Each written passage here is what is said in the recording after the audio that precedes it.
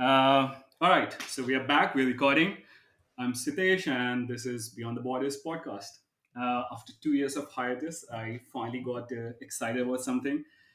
So I have two of my friends who I met in Amsterdam, I guess.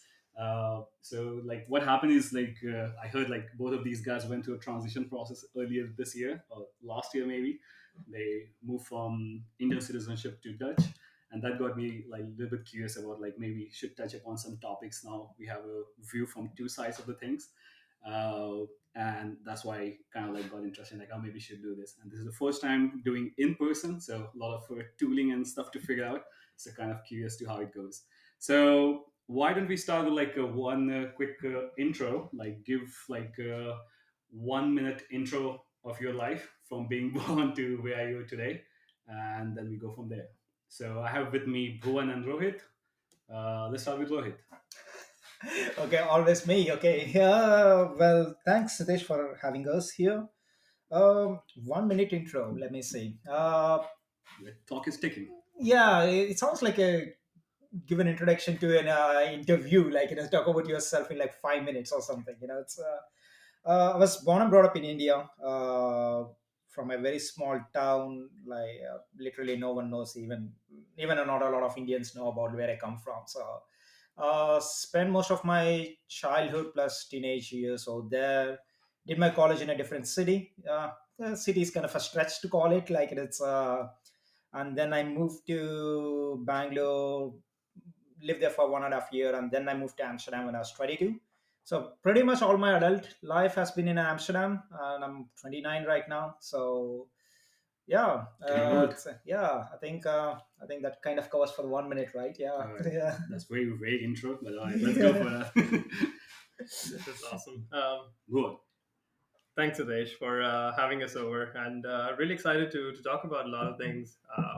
The transition from being an Indian citizen to being a Dutch citizen, but still feeling like an Indian at the core. So yeah, in terms of my introduction, I come from New Delhi. I was born and brought up there. Went to school there. Got my engineering degree from Delhi as well, from Delhi University. Spent a couple of years working in and around the city as well. Then moved to Bangalore to start my own company, and then sort of that led to exploration of just the country itself, trying to find out what India was about, both from psychology, society, as well as from a business perspective. And then at some point, I wanted to venture out beyond India, so just going beyond the borders, like the podcast title is. So I was looking into going abroad to study or potentially work somewhere. And as it happened, I got a great opportunity here in Amsterdam. That's what allowed me to just move over to Amsterdam for what seemed like a short stint. I wanted to come over for 6 months to a year, just explore the city, just go around, travel Europe, and see the parts that I always wanted to visit. Mostly Eastern Europe, Central Europe, and then going further down south from there, and looking at Southern Europe and Middle East and thereon.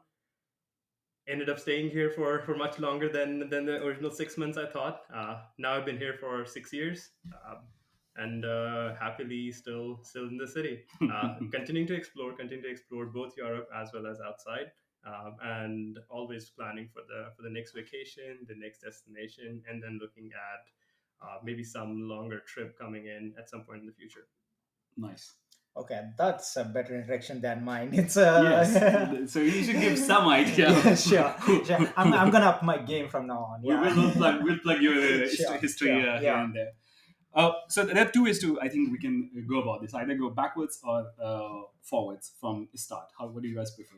Whatever works for you. Yeah, Well, Lead the way. always go for like forwards. So let's try to do a little bit backwards. sure. Given like so, let's start with like this first question. Like two ways question. Kind of like, what was the decision framework when you were moving out of India? I think Pooh a little bit talked about this as well. What was the kind of theory to move out of India at that point?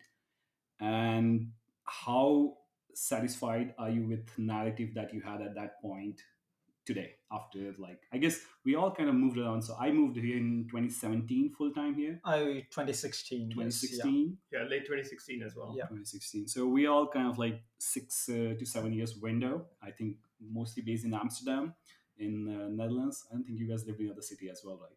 I always used to say like I'm moving to Amsterdam. I never moved to Yes. Netherlands, so that has remained What's true. Netherlands apart from Amsterdam, huh? Well, don't tell the locals. So yeah, let's start with that one. It's like, what was the kind of like decision framework you had when you were deciding like, okay, I'm done with India, or I want to explore something else, Yeah. and how do you look back like 6 years backwards and think about that now? I think I really did not have a clear cut decision framework when I was when I was doing that. But like I think I have one clear incident which is like kind of what you call the nail in the coffin. Like if I have to use the proverb, I think there were other factors kind of lining up to that. Like so, I used to have a girl, like my first girlfriend. Like we used to date together, and she used to live in Bangalore, and I used to live in India. And she kind of like things did not work out between us, and she moved to US, and that was quite a rough period for me, 2015 to 2016. So I was also thinking about what I want to do next, because I just started working 2 years into the career, and I was a bit confused about what's my next move was. And I was while I was deciding what to do next, but I was also getting wary about the lifestyle I used to have in Bangalore. It's just I did not have a lot of hobbies or a lot of passions to pursue at the time. Maybe I was a bit naive, because I was never exposed to a different set of world. All I was told when I was since I was a kid is just like go to study, educate yourself, and get yourself a good job. But no one told me what to do after that. Um, I don't know. I think most of your podcast listeners don't know about Bangalore. So it's one of the biggest, largest cities. It's kind of a Silicon Valley of India, infamously or famously. But the major issue was there, and you spend a lot of time. There are some underlying issues with Bangalore, like as you know already. It's just the traffic is really really bad. One of those incidents was and I think once I was coming from my office, and was trying to go through one of the crowded areas, and come to my home. Uh, it's kind of stuck in a bus. It's like the premium bus you can get. It's like you pay double the fare, like the AC bus, and you have to wait in order, so that means you actually pay a premium to get like a different service. Mhm. The bus was it was raining like hell, and Bangalore infrastructure is not set up for that, to handle that amount of rain. So the bus stopped in the middle of nowhere, couldn't go anywhere, and the bus was fully crowded, and it was just standing there for like 2 hours, literally not moving anywhere. Mhm. So at that point of time, it actually hit me, and I was like, "What am I doing? Am I actually spending?" So I actually spent like 8 to 10 hours of my life at an office in front of a computer, and then coming out and spending 2 to 3 hours again in a traffic, so doing because this is not a one-off incident. Like I've seen Right. multiple incidents where it's where you spend a significant amount of your time in traffic, or like dealing with daily chores which you should not think about. Right. So I think at that point of time, what I did was I actually walked down. I did not even have a raincoat. I got down from the bus, and the distance from that place to my home was like 10 kilometers. I walked Mhm. in the rain, in downpour rain. I did not think about anything because the frustration was so much. It really piqued me, and I was like, I think in that 1 to 2 hour journey while I was walking, I think I made a clear cut decision that I need to move out of India. Okay.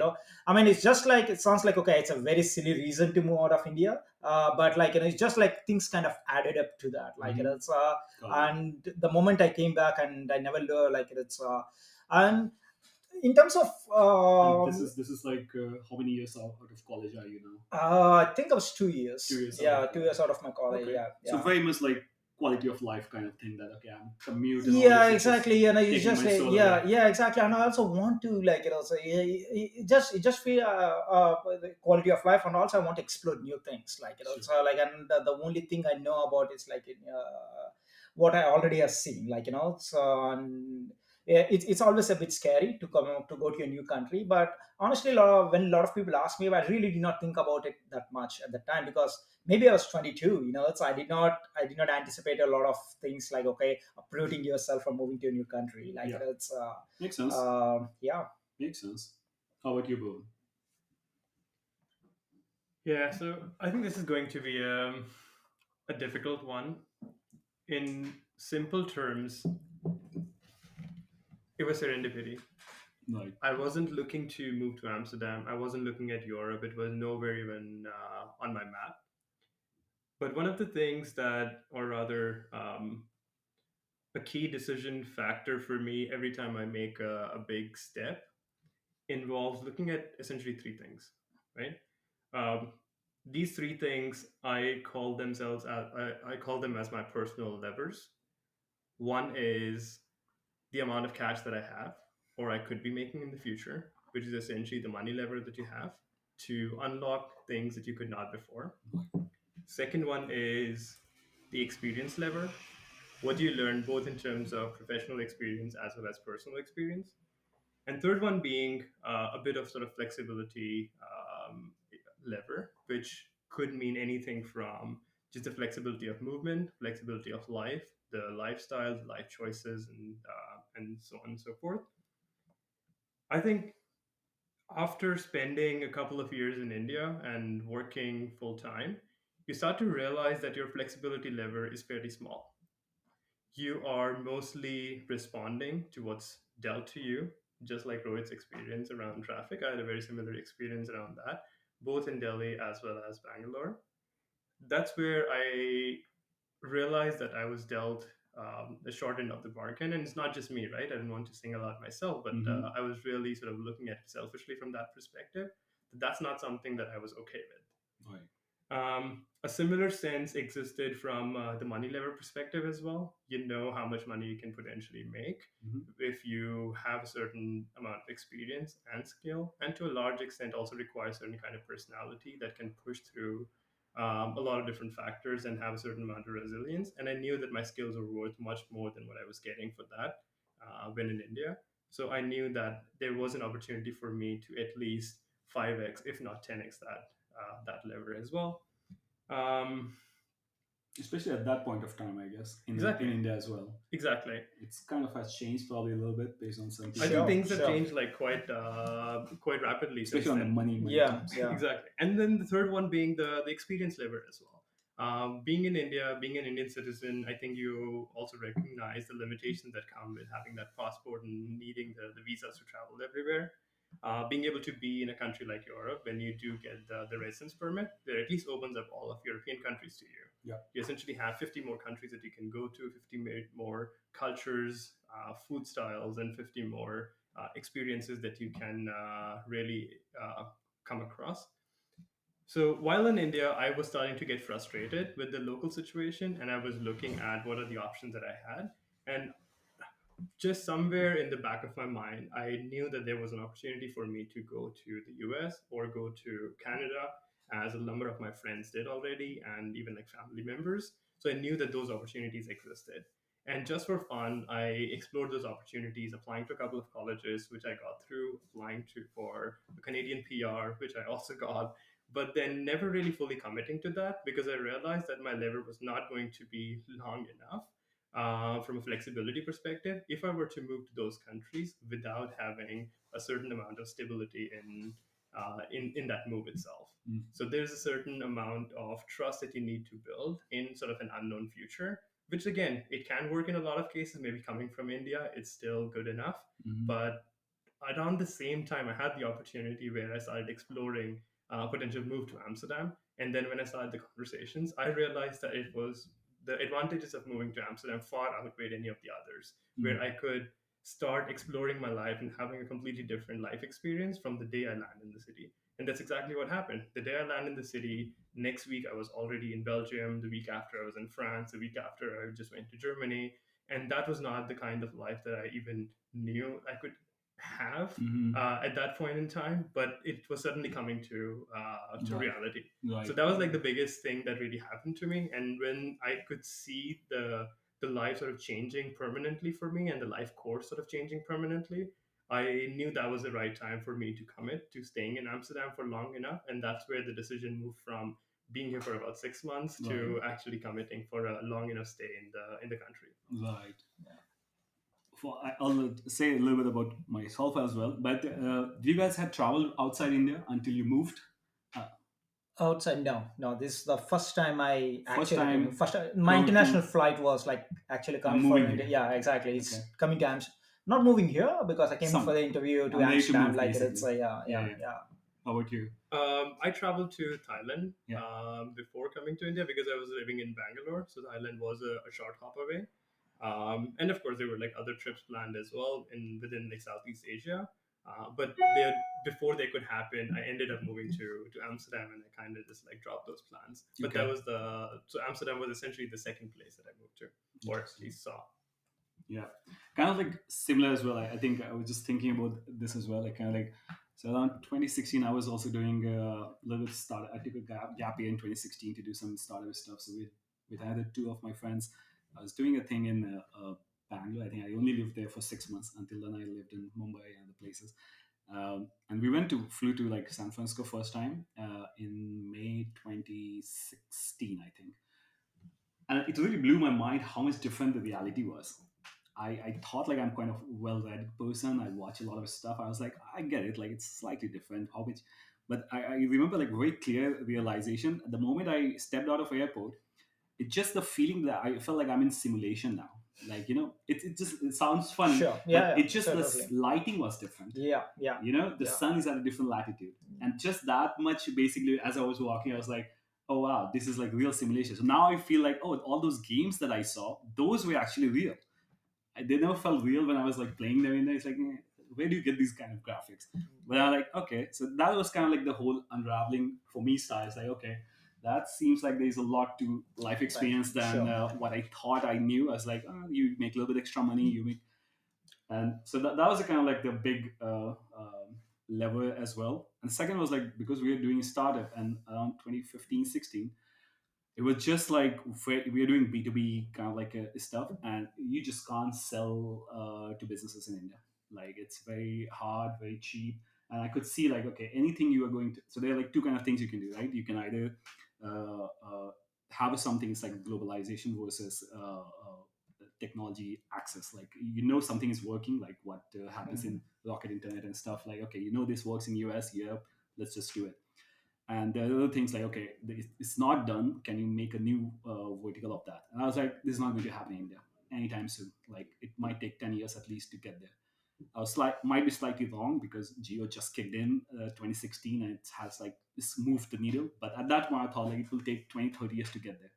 And like I can't give up Yeah, my Indian economy is completely different from before Geo and after Geo. right. It's yeah. So I think those were like two of the main reasons that I thought like kind of like really kicked me in into like, all right, let's also till then, like like if we are here living abroad generally, the TCS people maybe, but you have like product of extreme competition whole your life, right? Mm. Whichever school you came from, you're probably top of the class, then your city, then university, then I don't know, then might have changed something, because then you get Then the national, reality hits. then you get national level. So, but that was like thing also. Like I was like, all right, what I'm doing, like all these things are kind of going in this direction. But then like, what's all these things is part of life, and like I don't know what life is. Like it's supposed to be all these other experiences as well. So I'm like, let's go build on those things. Let me ask you a question on that. Yeah. Do you sometimes miss that competition that you had back in India because it kind of keeps you on your toes? And Yeah. now living here in Amsterdam, the comfortable lives that we have, you stop looking over your shoulder. You Right. stop being on your toes. You know the worst thing that can happen to you would Right. not destroy your life. You still have all of your life ahead of you, and it would at most be a setback of maybe a couple of €1,000, which you Right. don't even like think about at this stage. Right. So do you like miss that at some point? Is because that kind of becomes second nature to you at some point Right. when you do it It's long enough, and we have totally done that for like 25 years of our lives. yeah. So coming from that kind of an environment, you Yeah. can't just drop it at the in an instant. Yeah. It's, you wanna go ahead? Well, Yeah, that's go ahead. exactly Yeah, what I was yeah. saying. It's like one of those sayings someone had it that it's like if you keep chewing the glass, you start liking the taste of your own blood. So it's kind of like that feeling. I thought when I moved like in mid 20s, I was like, okay, I'm going to just experience like enjoy life, like non-work or career related stuff. It lasted for like 2 years, and then it really kicked back in. It's like, okay, I can't do this, and that really has become DNA. Definitely, that okay, you need something to kind of like it's like I think I actually think of it as a good thing. I mean, that's what gets anything done in the world at all. So I kind of like align with that theory. Like, okay, it's good to have that feeling. If you have like fully contained, means like nothing needs to change at all. So I'm like, yeah, all right, let's make peace with that. I totally I don't agree with the poor Indian education system totally, like but one good outcome of that was is actually kind of embodying this, like the kids with this competitive nature. Because I think I totally agree with Sutesh with that. Like it is just no matter, like I took a 6 month sabbatical, right? Like so even this 6 month sabbatical, my parents at any point of time I call them, they are like, you tell us that you're going to take a sabbatical, you tell us that you're not going to do anything, but we know that you're going to go back and you're going to sit in front of a computer and keep doing something, because we know that for you doing nothing is not inherent for you. Is that because it was so nurtured to us since we were kids. It's just like, you need to do better, you need to keep working, because that's how you get through the day, that's how you feel satisfied by the end of the day. You feel you did something productive. Like it's just doing nothing is just like, somehow. Yeah. Yeah, no, I mean, I did try, like when I moved to Amsterdam for like in the first 2 years, I tried to take it easy. Booking was a big corporate, so you really don't need to push yourself to the limit, like in order to like work yourself. Yeah, I want to uh, get booking a sponsor. Don't ruin the vacation. no, I mean that's a good. I mean, it still is good. They have good work life balance. We have to give them for that. Like it's. But like I tried it for 2 years, but eventually I have to come back to this idea. Oh no, you know what? I have this spare time in the evening. Okay, okay, what can I do apart from my, like I need to fill that time with something productive, and I need to up my skills, like, or like keep myself up competitive. Honestly, I have seen a lot of PA, like I have seen a lot of friends who actually come from IITs, and like who kind of miss that, and sometimes either they go into the world of entrepreneurship or startup, like if whatever that ticks them, or completely become lazy, like I don't want to use the term, but like because nothing motivates them anymore. Because once you see the extreme competition to the, like I think IIT was like writing those entrance examinations is like Did the you peak. clear? I did not. Did you Yeah, clear? yeah, I did. I did not clear. yeah. I did not clear. I Like got that's that in mining. I did not want mining. Uh, yeah, my dad had done that. yeah. But it's pretty much like not did not clear. It's, yeah. Yeah. I mean, like once you clear that examination, right? For them, they are looking for a next challenge, but apparently the world doesn't have a next challenge for them until because until then it is kind of spoon fed, right? Okay, you know what? Go and clear this examination, and then everything Well, will be it's settled. tracked. It's not spoon face tracked. That I'll come back to this, like, Sure. because its life is quite tracked. I had to like figure out a lot of things after 22. So last 10 years has been like actual. I had to build a lot of foundations of what the Sure. life is Yeah. about, because Yeah. until then it was like clear. Like I Yeah. knew how It's to very score, deterministic. how Yeah. the scorecard works. I Yeah. know how to be good at it, and like it worked. Yeah. But then 22, I like first year of like a job. I called my dad, who basically joined company at 20 and retired at 60. Same place, same thing. I was like, how can you do this? Like, I'm 1 year in, like, I need to change something. He starts laughing. He's like, I don't know, it just happened. Like, I was first taking care of family, then I had a marriage, and then, like, all these things.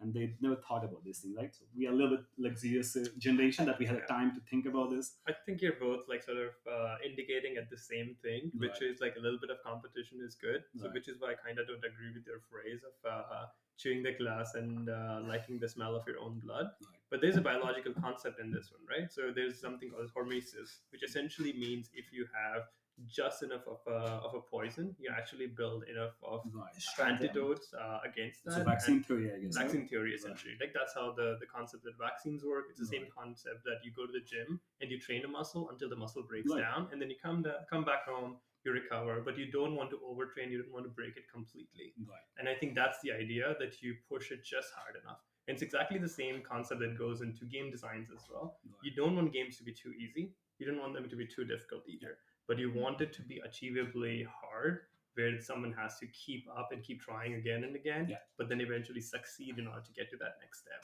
right, And I think that's the same thing with sort of the competitive nature that we had in India, sort of growing up. And I think you were also right about the fact that there is a certain amount of determinism when you go to school and go to colleges. There's a clear path that's laid out for you. But then sometimes, because you're just so focused on that path, you just don't look beyond. And I think like that's where I was a little bit lucky when I did not get into IIT, where, like I said, I got the mining course, which from my perspective was like, oh, I did not get into IIT, and that was like a massive hit through to my ego and to like the my pride. So I ended up getting into Delhi University. I went to NSIT, which is still like one of the best colleges. Let's call it like tier two or whatever. But a promise that I made to myself was I'm not going to be reliant on what the college provides me, the path that they set it out for me, and also along the path to getting to the college, I had a lot of roadblocks and sort of stumbles based on just listening to the people and listening to society, which is also very typical, where Right. everyone holds an opinion and they have no basis for any of that information. Right. That's when I also realized I kind of had to carve my own path. So, which is why when I got to college, I did not even go through the courses. I did not want to score. I was good with getting 60, 65 percentage, where I would just like clear my classes and I would spend all of my time building projects. Right. And that's where I really got into this flow of building stuff. And then 4 years later, as I graduated and I went into the first job, I was like, oh, I'm not building anymore. Why am I not building anymore? And I think that was like the hunger for me that really was like always eating at me, that I've been building for the last 4 years. Why am I not building anymore? And I don't enjoy this. I want that push and that drive that comes from building something, even if that requires me to stay up overnight and work until like 4 a.m. In the morning. Right. I don't want someone to come to me with a stick and then say stay until 4 a.m. Right. But rather, I want that to be my decision. And I'm Right. fine even feeling sick the next day because I did that, because it's all on me. And I Right. think that really like built up that sort of hunger and the drive at that time. Right. Where do you guys stand on that axis now? From no stress life expectations to extreme win or die kind of competition. Where would you rank yourself? Yeah, I don't think it's black and white at this point of time. It's It's like pretty rate much like 1 to 10. Where do you yeah, stand one to now? 10. Like it's still, I think it's really hard to quantify that measure. But like if I have to pick a number for the sake of it, like I would go for like 6 or 7. Like it's because I don't want to be too laid back.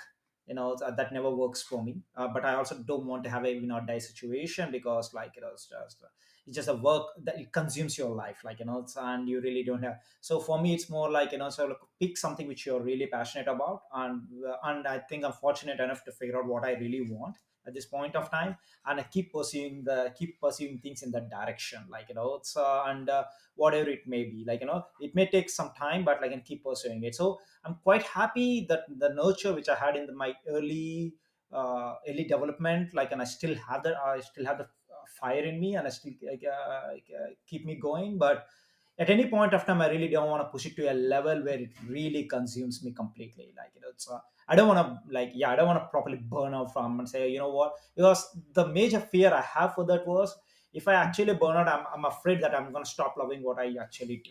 I get it. It's So yeah, you it's stand at 6. I yeah, got the idea. yeah. How about you? So where I stand Yeah, today, 1 to 10. where I stand today, Yeah. I'm 31. Okay. I had a startup that's worth $500 million as a vice president, Yep. heading essentially all of product. And my reason to come to this company and be part of this company was because working at anything larger than this, I felt it was too laid back for me. To replace me in all of my previous roles, my previous managers have had to hire at least 3 product managers and still be short. They've even reached out to me a couple of times in the past to get me to come back to the organizations. Um, and I still always thought that I had just enough work for maybe 3 or 4 hours a day because I was working Well, differently. that explains like Right. Yeah. So then, given that, I think as long as I am at that stage where that hormesis is happening, where I'm pushing the boundaries and pushing myself, Mhm. I want to continue working in that manner. But I also know that I have the tendency of overdoing it. So every time I overdo it, I just remind myself there's a certain amount of sustainability that needs to be in here. I'm not in college. The project is not going to last for 6 months to a year. There is no end time to that. The end time is when we call it end time, right? Mhm. So which means I could be at this in the same way for the next 5 years, 10 years, 15 years, who knows? So there needs to be a certain amount of sustainability into that as well. Mhm. So that's the only thing that I bring down on myself as a check-in point. And every time I feel like I'm going beyond, that's when I pull myself back. So Hmm. I'm trying to sustain myself at an 8. Sometimes I get lazy, I'm down at like 6 or 7. Sometimes I push myself too hard and I'm at like a 9 or 10. But then I try to be at an 8. And if Hmm. I can do 8 every day, I'm succeeding. But the truth is, I maybe flip flop between 6 and 10, Like, but it's 8 most of the days. like, gotcha.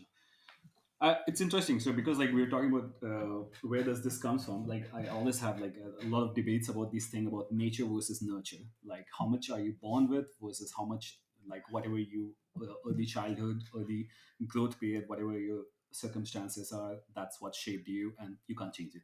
It's like Jungian versus Freudian theory, whatever psychology you want to choose. So let's dive into like what happened before 18 in kind of like our lives. So I think the big part of that is schooling. I think tell me like if you where do you guys go to? Which board was did you study? State board. Which one? State board. State So board. like a local school. So Yeah, yeah. was it like it's all Malayali, right? Sorry. It's all Malayali, right? It's,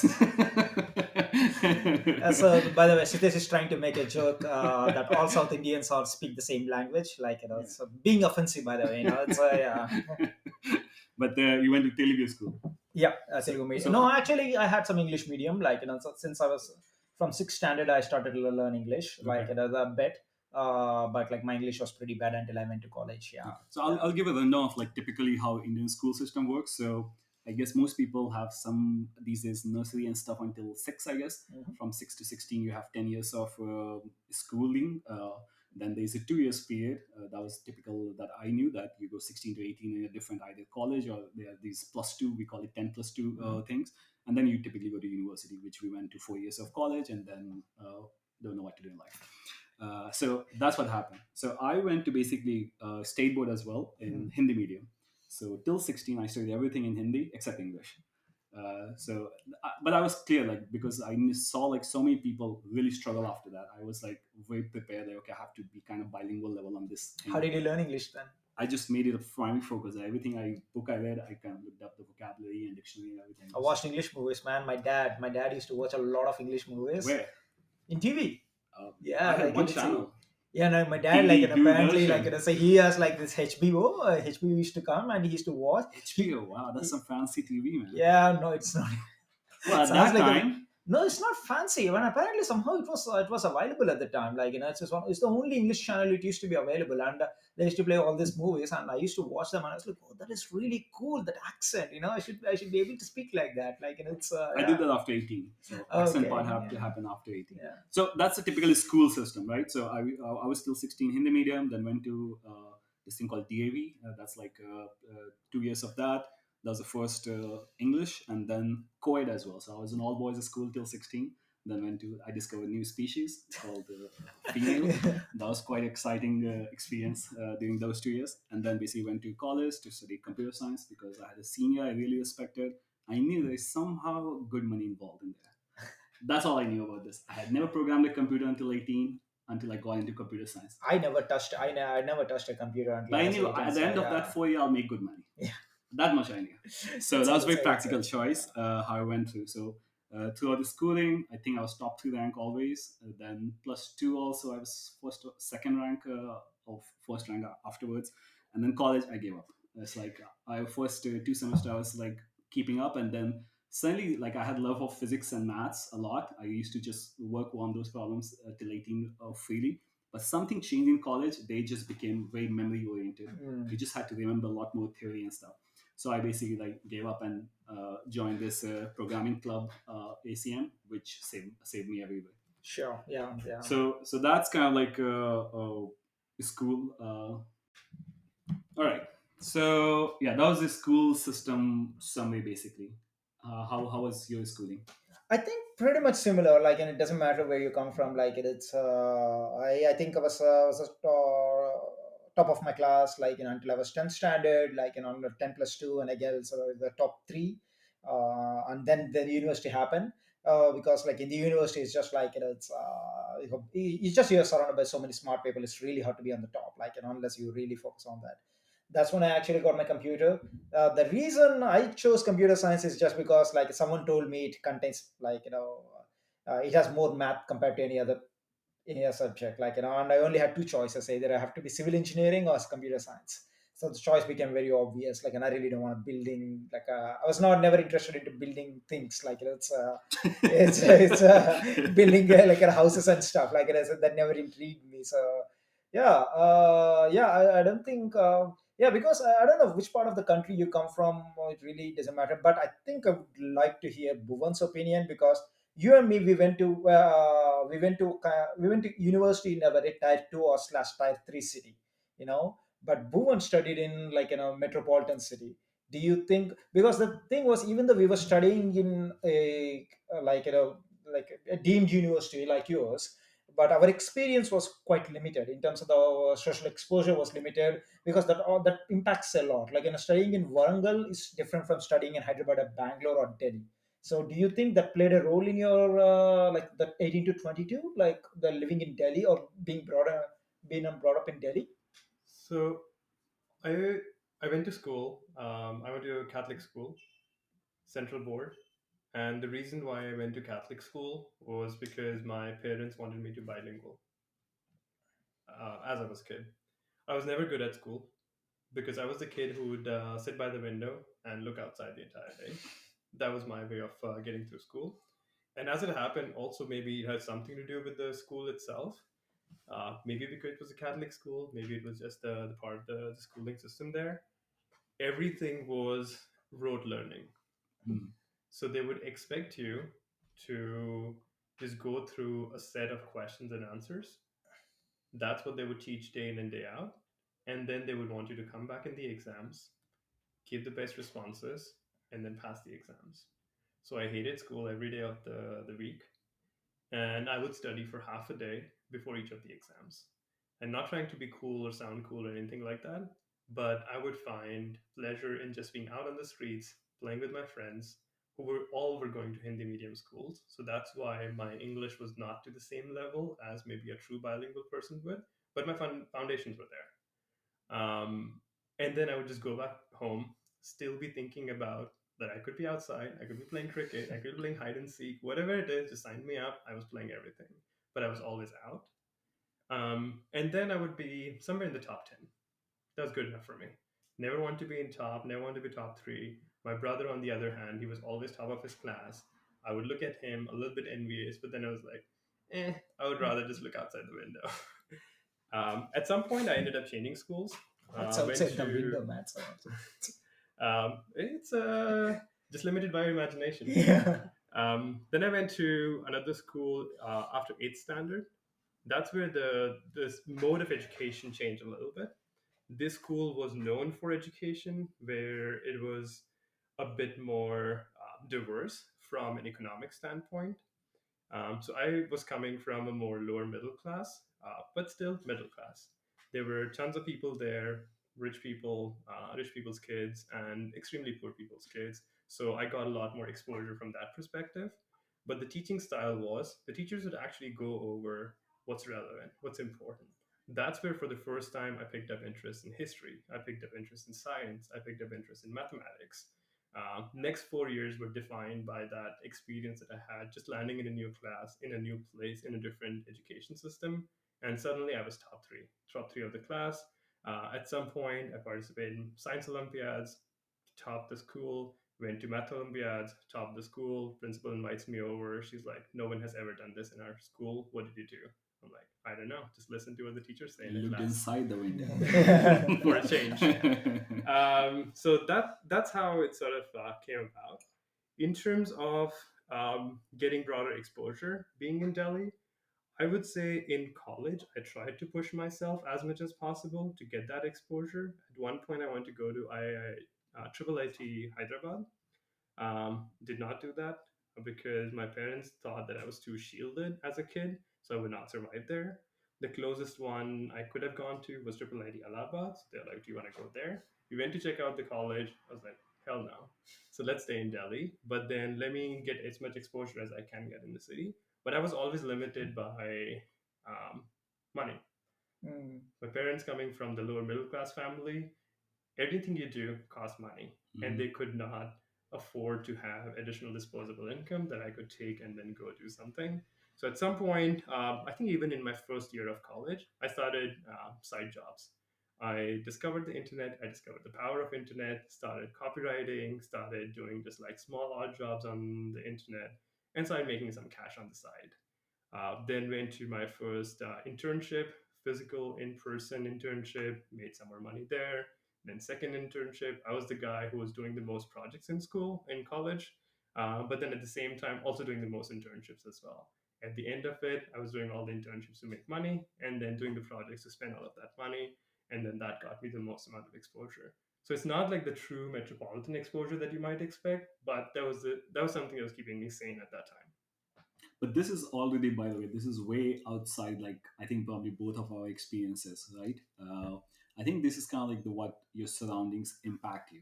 Yeah. Like the whole world of like you can do side job or Mm. internship or you should look up something that just wasn't in the air when until I moved to college. It just something totally missed. Like there was no mention of that, Same thing. It was right? only in college that I got that exposure. And I Right. think that's also something that I think I had to push for, given like I mentioned before, the small stumbles I had leading Right. up to college. At some point, I realized you have to look out for yourself and you have to make your own decisions. So you can't really be relying on others to guide a path for you and Yeah. then give you that path. And being limited on cash also was a bit of a handicap. Right. So I needed these other opportunities to keep me going. And Yeah. I think that was, and I would say like Delhi actually offered those opportunities. Mhm. The day I made the decision that I'm not going to Allahabad, I was like, okay, I'm not going to Allahabad. What does that mean for me? Means that I will stay in Delhi. Delhi is full of opportunities. Now, if I don't capitalize on those, I should kick myself in the back. Yeah. So I knew that day itself that I am going to look for those and then capitalize on them as much as possible. Now, the small downside there is I did not study computer science. I studied mechanical engineering. So when I talk about projects, I was building like physical stuff. I was building tricycles. I was building quadcopters, like what we call as drones these days, right? I built that out in college. I built Formula car for racing competitions, stuff like that. So those are the kind of projects that I was doing in college, which Mhm. requires a different kind of attitude. It requires a different kind of planning, a different set of skills, because it requires a ton of coordination with other individuals. Mhm. So there's different exposure that I was getting than possibly I would have gotten with like a computer science degree or computer science projects. But hey, I take what I get. Yeah, fair enough. So, how is the college for you guys? Did you study in like a residential campus or did you commute from home? I was staying in a dorm. Yeah. It was like Yeah, a yeah, pretty much like campus. a campus, Okay. like it's, for 4 years. I don't think. Yeah, there are some people who can, but like I used to stay very far away from home, like it's Mm-hmm. 600 kilometers from my home, Mm-hmm. so it's just like staying at the dorm, and I think that's one of the best experiences, because it just like it teaches you to be how to be independent, like Mm-hmm. in a way, in ways which you can't even imagine, like Mm-hmm. it's yeah. Were you in campus or from home? My college was 5 kilometers from my house But and direct metro. okay. So I was home for the first 2 years. Yeah. Third year, I decided that I wanted to stay on campus Yeah. because one, I was too busy with the projects, and second, I also want to explore the Dorm. college life and the dorm life a little bit. Right. When you get into the dorm life, you see both sides of the lens, right? And you see both sides of the coin. It's not all good. It's not all bad. But there's a different sort of exposure that you get. And at some point in the last year of college, I decided to move back home because that's when I was preparing to start interviewing. And in my college, the companies show up the first day of fourth year. So, which means you need to be ready, you need to be on your toes in order to do well in those interviews. And dorms can then be distracting, Mm. for the Mm. lack of a better term. And Fair I enough. think that's where I moved back home. So I only got like one full year in dorms, but I was there in college for like much later than a normal day schooler would be. Fair enough. I tried really hard to get away from my hometown. I went to Bits Pilani was my dream college at that point because one of my cousins was a state topper, so they get direct entry for a state topper. So I'm like, that's cool. That's the only one I knew before Yeah, ITs or yeah. anything. I was like, that's the place to go. Yeah, Bits Pilani last time, but didn't happen. VIT, MIT, a lot of the options happened, but I ended up BIT myself, which is like 22 kilometers from my It's home. just the same change. B to M, like it's Massive difference in the experiences. But we had a compulsory residential thing. I think that was a major switch, kind of like from experience wise, because there's something I don't know. What's the family size for you guys, and what's the house size when you grew up there? I have one sibling, Yeah, a younger brother. yeah, We had my grandma stay with us as well, and it's a small two-bedroom. right, one bedroom, four people. Me and my brother. My I have an younger brother. right. Yeah, four of us. Yeah. Right. So that's kind of like so my was like we were four siblings, so six people, 2.5 rooms. Oh, Right. So whole life I lived in like yeah. living room basically. That And you was my have life. sisters, right? Like I have, it's yeah, I have three sisters. three sisters. So Yeah. they need something at some point. I was Yeah. like, all right, I'm useless. Let me go somewhere. But that was like whole thing. I think what happens like because you are surrounded by so many people all the time. It's very like nice, sheltered feeling. I realized like that was very nice. That's why I never got a chance to think about things because someone is always in your face. It's like so my whole like till 18, I was studying on this table and there was a TV running on this next to me. But I lost interest first because it was Doordarshan, but the second part was like you just zone out, like you have to just kind of later I learned that's called meditation. I knew meditation very intuitively.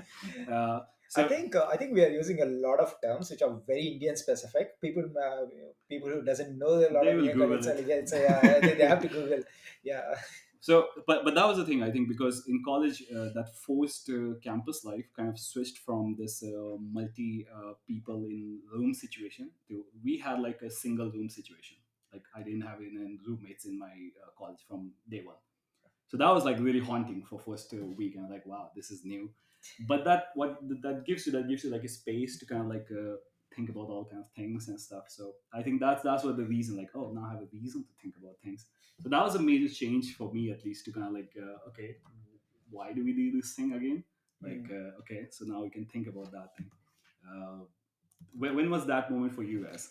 I don't think I have that level of maturity until I moved here. Like I'll be honest, like Right. it's I never cared about like so I never had like I was just hustling for the lack of better term, like until I was 21 because like I come from a lower middle class family too, like and it was very deterministic until I was 21. Okay, Rohit, go get a job, like get your education, get a job, it's and then no one told me what to do, it's I think all the maturity as a person I grew up like is pretty much my exposure, like it's because of my exposure to the western like western kind, like growing up in like living in Amsterdam, like it's just Hmm. so in a nutshell it's just like all my upbringing is like it's the second phase of my life, like it's Gotcha. kind of started in Amsterdam. So yeah, compared to the clear thoughts you both have, like while you were there, it just did not happen when I was there. So in a hindsight, I think moving to Amsterdam was like one of those fortunate things that happened to me. Like it's if I look back and yeah, if I have to be thankful for one thing, like yeah. All right. I You was always looking out the window. always looking out the window. So I was always in my head thinking about things. Right. I think it also is something that your environment forces onto you, right? Even though I was always surrounded by people, coming from like a lower middle class family where my parents are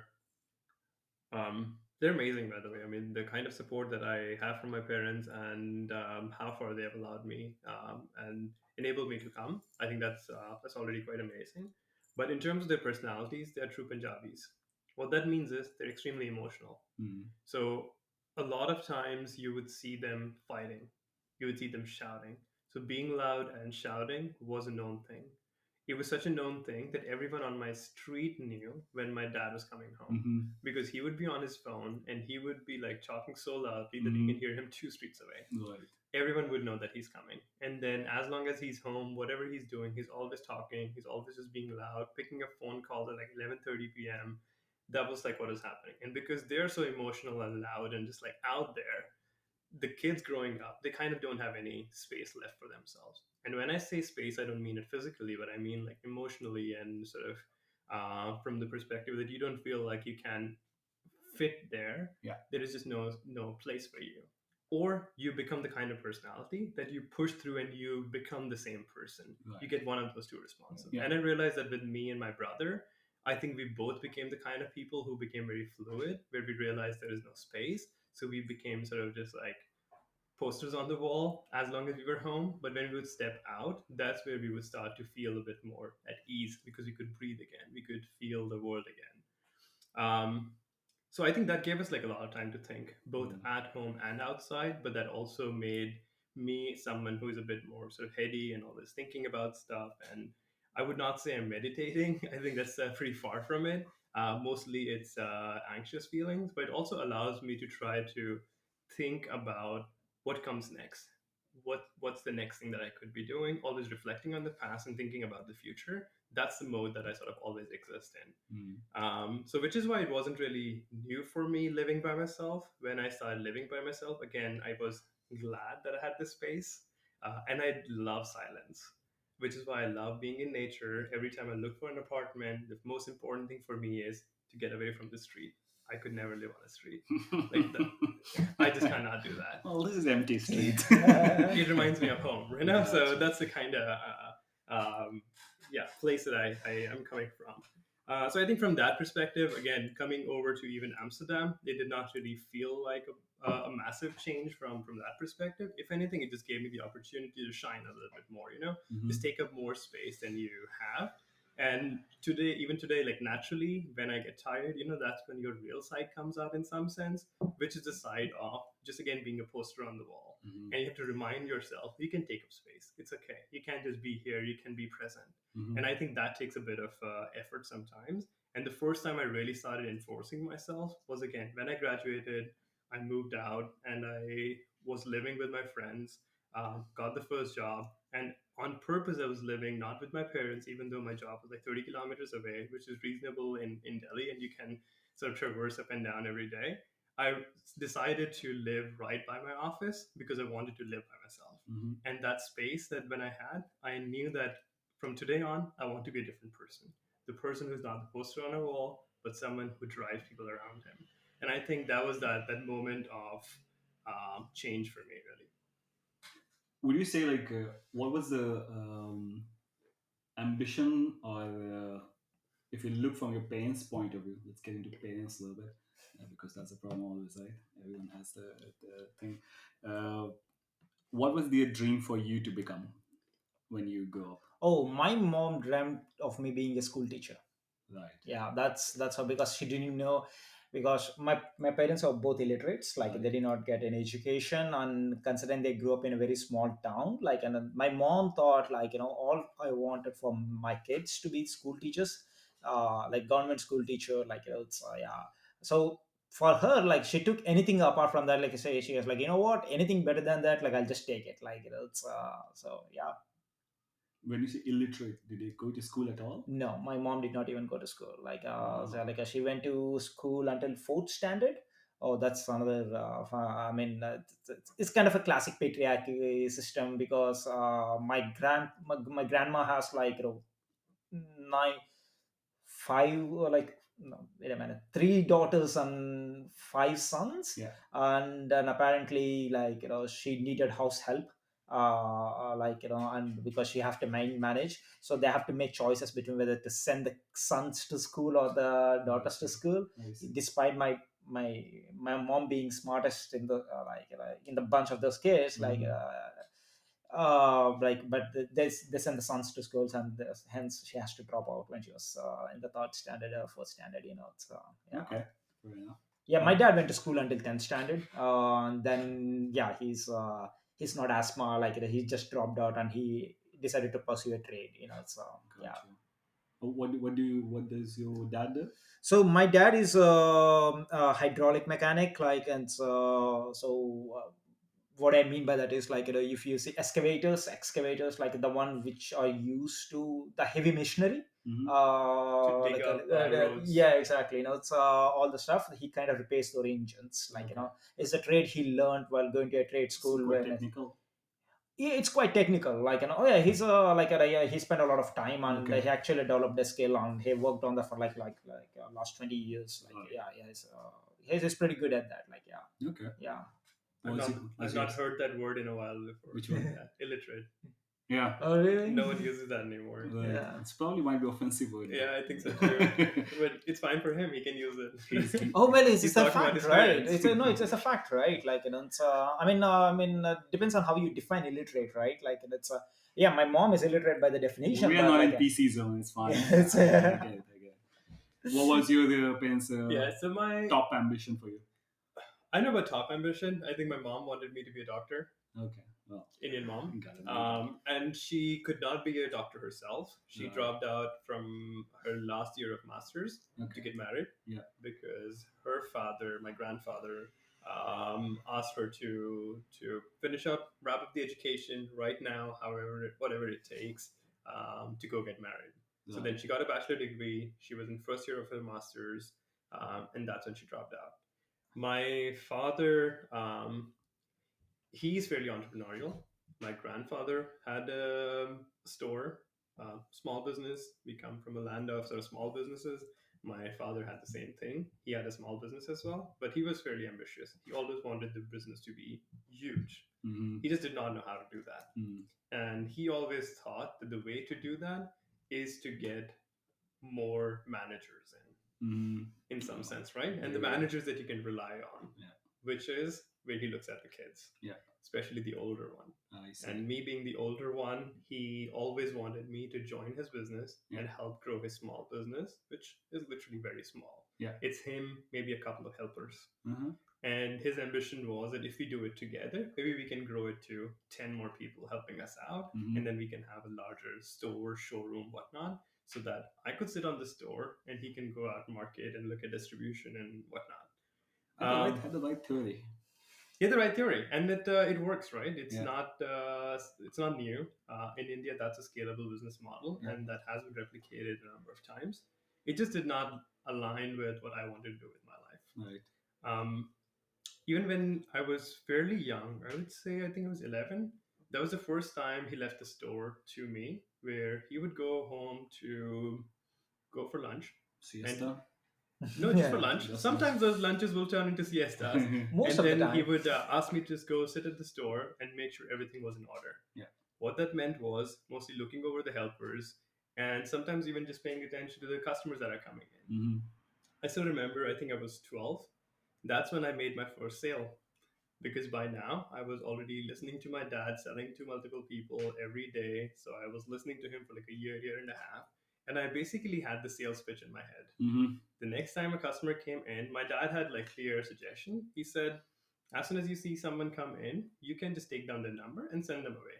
Mm-hmm. I thought to myself, such a waste. Mm-hmm. I could be selling this guy, we could be making money. Mm-hmm. I should try to do that. Mm-hmm. The guy comes in, there's this like 12-year-old kid sitting behind a desk, and I was a tiny kid. I still did not have my growth spurt yet.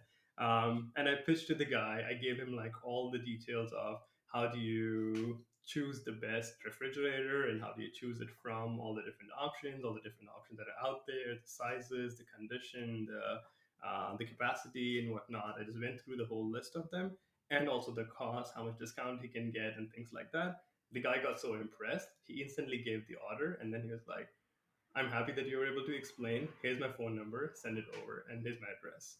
He was done. Nice. That just made me extremely happy. Did you But get then a bonus? also, but then I also knew right away this is not what I wanted to do with my life at all. Right. So I think like in terms of the ambition, they both had different ambitions, and I think I fall somewhere in the middle. Right. I did not go down the doctor path, but became an engineer instead. And Close even though I enough. did not go down the small business path, I think I still want to be a business owner and entrepreneur. And I've already had like 2 businesses in the past as well, so I know that I enjoy that part of things as well. I just don't see myself being a store owner, like the Indian style old school businesses. I don't just see myself doing something like that. It's coming back in fashion again. When you could make a massive Apple style store and that becomes fancy again. It Sure, could be. It could sure. be. I mean, a lot of friends that I went to college with, Yeah. they run some of the most successful businesses in Delhi right now. Yeah. They're printing money left, right, and center. They just don't have enough hands to support and enough time to spend that money. That's the amount of money that they're making. Yeah. But I don't envy them at all. I don't envy their lives. I don't envy the kind of lifestyle they have. Because like you talked about the three different levers that we have, right? Yeah. For me, flexibility is an important pillar, and Yeah. if you're losing out on that completely by having an extra long money lever, it's not useful for me. You're still limited in your ability to move around and do things. It really become like a really have like a fulfilling life. So that doesn't really excite me at all. Gotcha. When you guys knew you have outgrown your parents, what their capacity of understanding of world is, you have outgrown them. uh Though it probably still has to, but No, no. I think I think that happened quite early. I think when I was 22 or 23. It's Mhm. because long story short, like it's like I kind of took up a lot of burden from my family, like to run the family when I was 21 when I started getting, because my dad lost his job and he tried a bunch of businesses, did not work out. Like, and he had this huge amount of debt, like so piling up on. Also, my brother started his education. My mom somehow one way or the she supported the family until then, but in the end, like you can only pay the interest to a level like in which you cannot Mhm. even support. Like so, I think that's not something which I expected. Like as a 22-year-old, like so when you come to a job, you don't expect 80 to 90% of your salary or slash like take home goes to spending for your family, and only you're only left with 10%. Like No, yeah, and it's I don't mean money wise no, outgrow. Like, I understand. Like, I'll come to that part. Like, yeah. it's because the thing was like I was a bit envy. Like, I was like, why am I doing this? Hmm. Why am I like because my parents expected that. Like, they were like, what, we supported you until now, so that means you have to support us. Hmm. And I was a bit angry about the situation, but the more I decided, the more I thought about that. Like, the fact that became much more clearer was like it's just my parents did not knew better. Hmm. They thought, okay, this is the way to live a life. You know what, you have to raise your kid, like you have to raise your kids so that they become employees, so that we can be dependent on them, Hmm. so that you can keep repeating the cycle. But if I keep doing that, and if I followed the same path, so instead of I did the path, like I actually helped my parents to be in a better shape, like so put the like so, but apart from that, I also educated my parents, don't, like you guys are still young, like and also and those are the first few experiences where there's like a intense conversations I had with my mom and dad, even though it disappointed them. I sat with them and explained, what, like it sounds like I'm a kid to you, but like the experiences I have learned, like listen to me and try to understand. The moment they started listening to me, and the moment they started to like understand, like it's okay, what you might be saying is the truth, or what you say might be saying is the right thing, like it's slowly, I think the transition happened like gradually. It's not like a one day you wake up, like it's No, no. yeah. So do they believe you now that you have So they give me the complete broader autonomy. worldview? Yeah, they completely they are like so since last 4 to 5 years, I think they give me the complete autonomy on how I view things. They never question me. They never question my judgment. They never question my it's a process, because they believe that their inherent belief is that so whatever you make, like you make a very calculated decision, Hmm. and whatever you do is kind of good for the family. So, and inherently I do that too, like because I really don't want I really don't want to upset them, because those are the closest people I know in my life, like Hmm. because if I'm upsetting them, I'm upsetting myself. So and in the beginning it was a bit unsettling, because I have to make decisions for everyone, Hmm. but eventually it became much more like easier, because like I kind of know how they think, and what I know, what kind of things they value. It's so the reason I bring the money part, like in the beginning, was it's just like it was a prerequisite for this thing to happen, like it's Okay. because they depended on me monetarily in the beginning, but now they also dependent on me. Depend on me emotionally too, it's and they also depend on me for advice. Hmm. So when I told that I want to pursue the entrepreneurial path now, like my parents did not even question. My mom is like, what, do whatever you like, I'm pretty much sure one way or the other you will figure it out. It's you're a smart guy, like it's yeah, it's so yeah, I think yeah, I think that answers that, right? Yeah. Yeah, fair enough. Yeah. Funny. My parents still don't believe me. I don't think they will ever will, but that's You need to No, get a it's a girlfriend for that. yeah. okay. Yeah, sure, sure, you It's a imagine. slow upgrade for them. Yeah. It it was first like get from the same caste. Yeah. Then it was like get someone from Oh, same. that's an interesting topic to talk about, right? Yeah, Get a Yeah. girl. Yeah. we'll get there. Yeah. How old were you when you feel like okay? Does it not happen when you hit your puberty? You suddenly know, you know better than your parents. Yeah, You said, but that's like a little bit pretentious thing people do. But like you really kind of like I think okay, I never really like thought about it that way because I did not want to. I did not want that to be a bit competition, right? That's one place where the competition doesn't need right, to exist. But when I bought my apartment here in Amsterdam, which was 5 years ago, um, as I was looking into the apartments, my parents were curious as to what I was looking at, how much it would cost, and what would the implication of that be. And I was just openly sharing with them because, there's nothing to hide and you just have those conversations quite openly. And they were trying to be helpful by giving me suggestions and advice on what works and what not, which, as you Indian ask for it, parents, you know that you don't have to listen to them, right? right? They just have to listen to them from um, you just have to be nice about listening to them, Yeah. listen to what they have to say, but you mostly don't act on it. Mm-hmm. But at some point, they also realized that that's not something they can advise me on because when they realized the cost of the apartment, they said they've never even seen that kind of money ever in their lives. So they can't even be helpful in taking a decision on that. So that's where they just stepped back and they said, listen, do whatever you want. There's not something that we can recommend you on. And I think that was a bit of a moment of realization for me that I'm at a stage and I'm at a place where they feel sort of ungrounded to some Mm-hmm. extent, where they feel that they are not helpful in helping me live my life here in the city. Mm-hmm. Makes sense. Interesting. I think I was basically trying to make decisions since 10, kind of in a way like so the biggest height of so my parents also kind of like both went to plus two. They call it 12th fail. That's what they say. That's what their status is. So I was the first one who went to college and stuff. But like when I was 10, I was already like Your sisters did not go to college. did so they went after me, I think. So Okay. Oh, so you're the eldest son. well, So yeah. one kept failing. Okay. So the other one actually went actually before me, but it was Okay. 3 years Okay. ago, Got it. maybe Got it. 4 years Got ago. So, but the one who left home and Sure. did all the jazz. But I was like, so their like top notch ambition was become a clerk. That was like the most reliable way to make a living because you can get a government job which will settle for you for life. That's a big thing in like lower middle class, Oh, it's yeah. especially from Yeah. the region that I come from, right? So it's like government job, that's the top of the cream.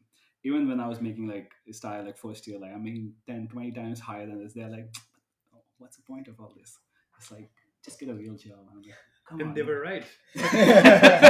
Eventually, they will turn out right at some Oh, point. my parents were mad. Like when I my first job was a central government job. I quit Right, it after 6 months. right, And my parents were so mad at me and they tried to poach me or they tried to convince me in so many different ways that I should not do that. right, It was a very hectic period. So I understand you. Like it was just like right. it's well, at least I took the step. Like it's my mom was so happy when she heard that I got a central government job. Like it's Dream. yeah, exactly. But the moment I quit, she was like, okay, I hate this day. It's yeah. Right, but like you were saying, it was not about competition. It was kind of like having a god view of things. It's like once you figure that out, like okay, I am beyond them now. Now you can be like understand them. Like okay, I get their point of view, but they won't get my point of view. So I have to make this in a way that works that for that period of time because you're dependent on them and everything. It's like okay, let me tell them like in a way that kind of like understand. So that was like the key kind of flip switch. It's like, okay, asking them for permission. It's like, let me explain to you in a way that you can make sense enough that, okay, you give me kind of things to do. So that was kind of important switch. And then like, they still like, they'll never believe it. Like I know more than them. Like that's just not the thing. Uh, but it's just like like at certain point people just stop broadening, right? So it's kind of like what happened again, like it's kind of like how they grow up and stuff, right? So from there they did the best they can from the upbringing, Totally, yeah. and so I very empathize with it, but it's like Yeah. okay, but that's also a blocking factor in some way, right? So, Does it hurt your relation? I mean, how's your? Does it put a strain on your relationship with your mom and dad because of that? well, it's kind of like it's very one way relation. It's like I get them, but I don't feel they get them. Oh, that's interesting. Because the thing was like with my parents, and maybe this is the fact that they did not have a lot of exposure to the world. Yeah, But they all the world exposure they had was through me and my brother. right. Like so I think I can never like for Which me is it's not, a which is not, no, which bi-directional. is no exposure at all.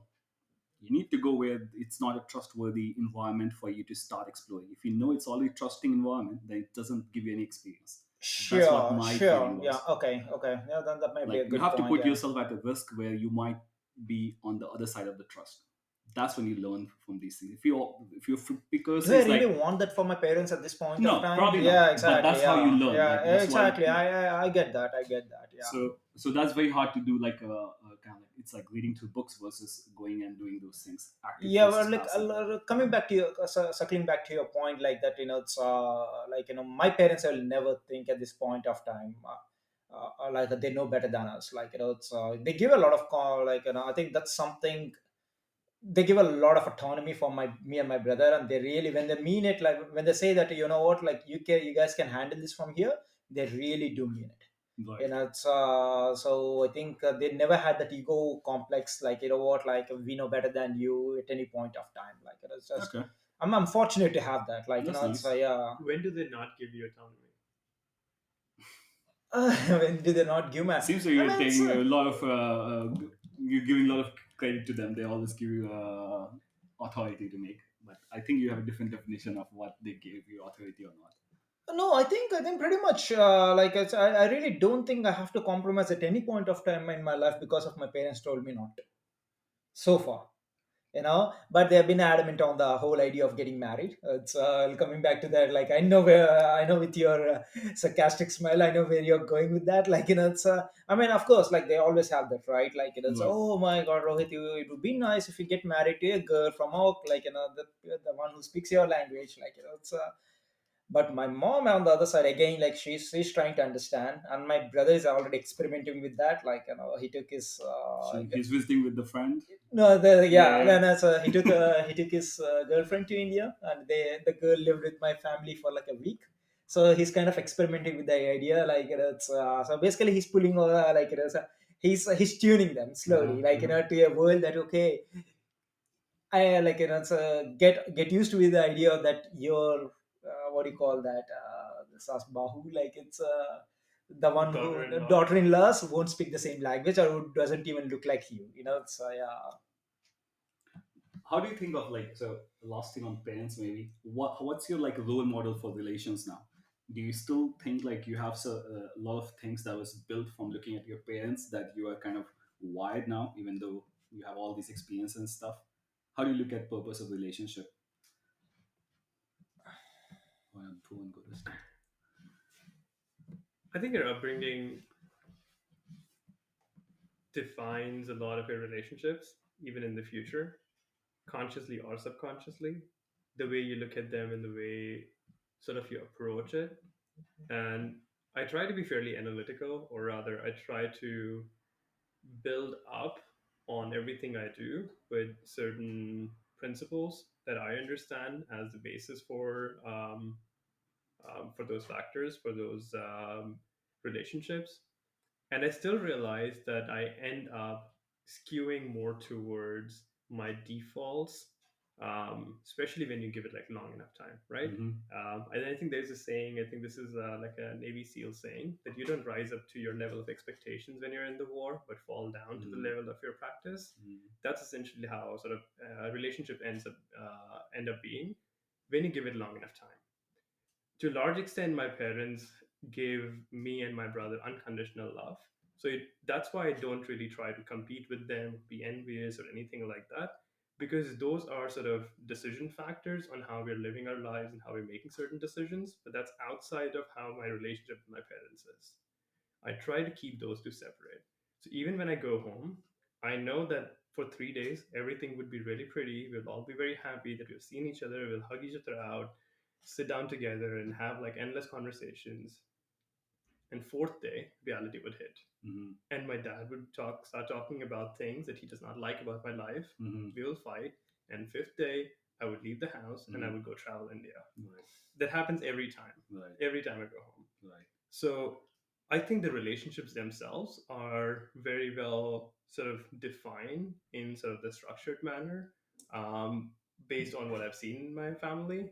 And I kind of try to do the same in all of my relationships. And when I say that, I mean both as like love relationships as well as friends relationships. I don't expect a lot from my friends. I don't expect a lot from my girlfriend in some sense. And it's all sort of unconditional um, attraction and unconditional relationship that's there. But at the end of the day, I also appreciate if the other person is responding to that, and I'm also on the receiving end. That does give you a certain amount of sort of satisfaction and empathy from there, right? But those two things are disassociated, and these two things in general, just the relationship factors, are disassociated from anything that you do together, any other experiences that you have that may end up building you up as a person, as a relationship as well. But the decisions you make, for example, when you go out to eat, what you order versus what I order, what we fight over, that's completely different from how our friendship needs to be. Right. Those are different things. Right. So I try to keep those things separate, and that compartmentalization helps me to a certain extent, which I believe is not the case for a lot of people. I've seen a ton of my other friends, and that's a lot of my sort of failed friendships where someone would not be able to see past that. When we had a fight, that becomes a pride and ego thing. They take it personally and we move on. While I'm able to keep those separate.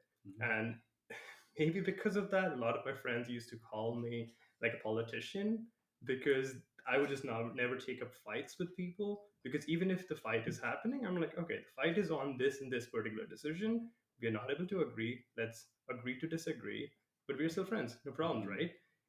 But people are not able to see that, and I see like carrying that forward into my relationships has really immensely helped me.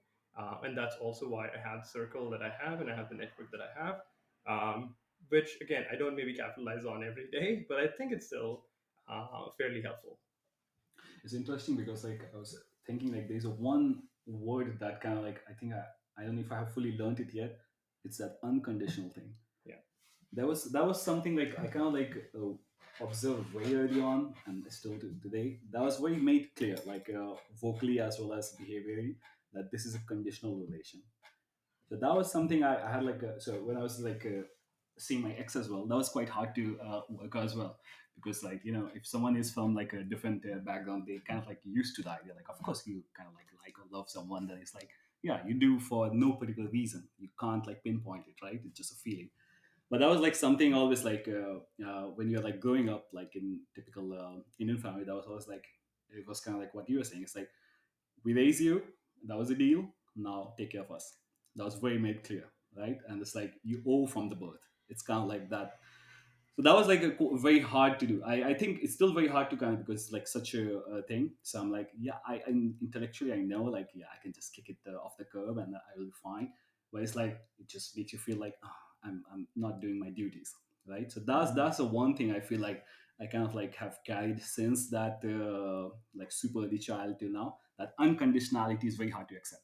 It's like, give me some conditions, give me what do you want, and then we are very good. It's like we explicit like, what can I give you, what can you give me, then we are very good. Whenever it's like, no, it's just like it So doesn't you work. look for some sort of a transaction for every sort of a relationship, like, okay. It's unfortunate, but it's Yeah, like okay, okay. I notice whenever I do it, it's like, why I'm doing Does this, it like, take the fun out of the part? Does it like it's so that's a different thing. That's a little bit like that's just a personality side, I guess. I'm a very third person observer. It's like mhm. whenever I'm talking to you, I can see myself as a third person. So I think that's a That's different a thing. very hard thing to do. But that comes naturally to me Okay, because yeah. I'm always like, so that makes it very hard to like, you're like making out with a girl, like, yeah, I can see it's happening. Takes away the fun out of it. But anyways, I think Yeah. conditional approach like really works. It works well in like the transactional relationships. It works well in your first interactions. Right. But I think when you, and like I said, right, I think that's like one of the words that I'm falling back to again and again is sustainability. Right. When you see something That's the word for people like, like to use these days. Just I sprinkle love some to use. Yeah. sustainability. For everything in the world, like Right? it's Sustainability is how long can you do the same thing, right? When you go for a run and Right. you have to run 5 mile versus 10 mile versus 20 miles, you Right. find a different pace. Sure. What are you doing? You're looking for that sustainable run, right? Mhm. I'm really committing to these relationships from a long term perspective. Mm-hmm. If I go out in the street and I meet someone random, I don't think I'm going to give that person unconditional love or unconditional friendship. Mm-hmm. But when I'm sitting down with my friends that I've already spent and invested so much in over the last like 1, 2, 3, 4 years, I think then at some point the tipping point happens where it turns into that unconditional ness, Mm-hmm. if that's a word. And I think that unconditionality is um, a little bit subjective, but once it kicks in, that's when you're really talking about the long term game, Mm-hmm. right?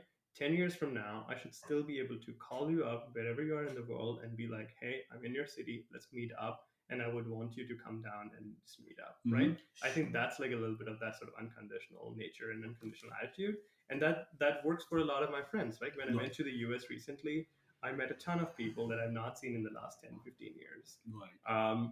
All I had to do was post on Instagram, I'm in New York City. I suddenly got like tens and fifteens of messages that said, hey, I'm here, let's meet up. Mm-hmm. Because these are the same people that we've had some sort of like that unconditional transaction in the past where we crossed paths, where we were maybe just together as like maybe part of the basketball team, part of the cricket team, where we just had a relationship in the past that was long enough where I know that I can just call them up anytime and we'll be good to go. Mm-hmm. And I'm not saying that doesn't come from conditional or transactional relationships. A lot of times that also comes from that.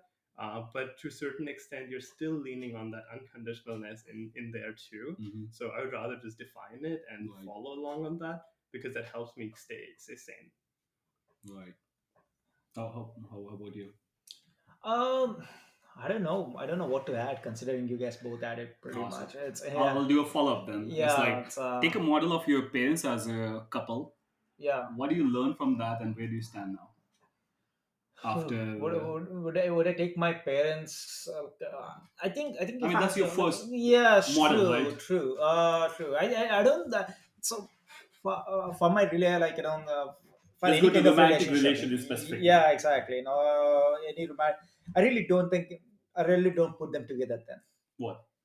Like if I have to take them as a couple, like I really don't put them together, and like I really don't see them as a model couple. Like it's just like really. But you saw that for 20 years. I did saw the. That's one of the reasons Right. because that's one of the reasons I'm a bit I'm very skeptical about arranged marriages because Hey, I've seen failed examples of that, and that's one of the.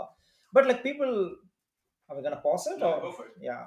I think the major reason is just like it's people like it's because my mom did not get any chance to make a decision, nor did my father. Mm-hmm. And if they have to really, if we take it, if we put them in the real world, current world example, I think they would might go for a couple of dates and they'll decide they are not meant for each other and they'll move on with their lives. Mm-hmm. But that did not happen over there. They got married and they had kids, and for the sake of the society they have to keep on going, no matter no matter what they say, because there is no idea of like a like dividing up, so my mom has to, because my father and my mother, they have two different personalities. Of course. Yeah, Many two so people have it, right? no, I mean, like in a way, they don't even match. In a way, they don't even survive a very long and loving relationship. Sure. But as I said, right, like but if you put them together for a very long time, like 20 years, eventually you'll grow fond of each other. Mm-hmm. But that's a very long time to be like, because that's a very long time to bring out love, because my at this point of time my father really cares for my mom and my mom also does. The way of showing love is different, compared to others, but if I have to take an example, I really don't think I would make them as a model, it's yeah, I it's think I think it's just like a different phrasing. I was like, yeah. what do you pick from that model, and where do you have your own model now? I What do you thought like purpose of relationship was when you looked at them, and what do you think now? Oh, purpose of relationship. When I was seeing them, and it's, well, again, that only goes back to when I was 22, right? It's just that. Let me put it this way. Then,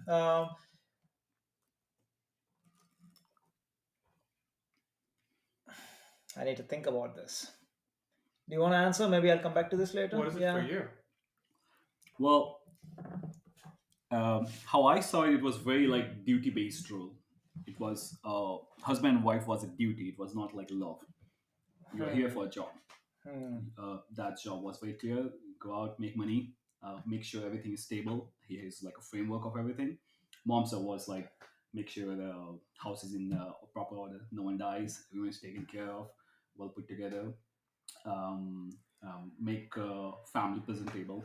A Hmm. lot of like so different kinds. One was like in the technology world, back end versus front end. You can say it was like dad was Hmm. back end, like make sure everything works smoothly, Hmm. and mom was very much like make sure everything is presentable and kind of getting things done. Hmm. So that was what like the usual models was, and this is kind of like the biggest thing I've been trying to kind of like this was the biggest unresolved thing in my mind when I moved out of India as well.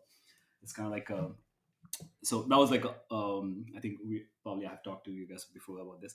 It's kind of like that no choice model, right? So they had a marriage and then they had a chat. That was one Hmm. model, and now the world we live in is like unconditional choice, like practically like unlimited amount of choices you have. So in that case, like you have to make a model that after seeing decent enough samples you can make a decision, right? And that thing I think it's called whatever they call it like a clinically two type kind of loves basically. One is like this emotional love which lasts typically 18 months to 24 months, and then there's a real companion love which needs work, which needs to build upon over a long period of time. So that's very much like arranged marriage kind of situation. So everyone has to switch at some point, To kind otherwise of a duty-based love. it's not duty, it's a companion love. It's still love, but it's not that bubbly But the feeling moment that you have kids, it kind of becomes a duty, right? Then. it's a part of it, but Yeah. it's still like Yeah. you have to like each other as well, right? So it's kind of like that switch has to happen. So it very much comes down to like when do you make that decision, like yeah, so it's like you have to feel that the other person is worth making that effort, and Hmm. that's the key problem. So but that's like two sides, right? One is like now you have a system where you come from like you can make it work with anyone, right?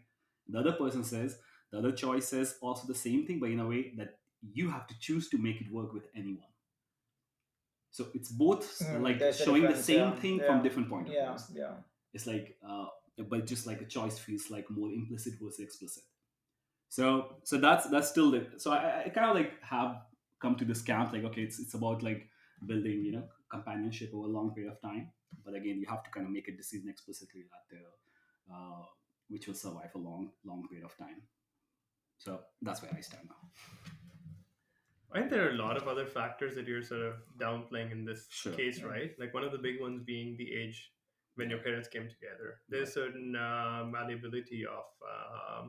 of perspectives that comes at a very young age, which is Mhm. something that Indians are really good at, which is Yeah. why they want kids to get married as soon Right. as possible. Otherwise, they'll become their independent people and independent personalities, and that'll make it harder for them to accommodate to other person's needs, Yeah. right? So, which is why the earlier you do it, the more malleable your emotions and sort of your thoughts are, the easier it is to build that sort of companion love and stuff Right. like that, right?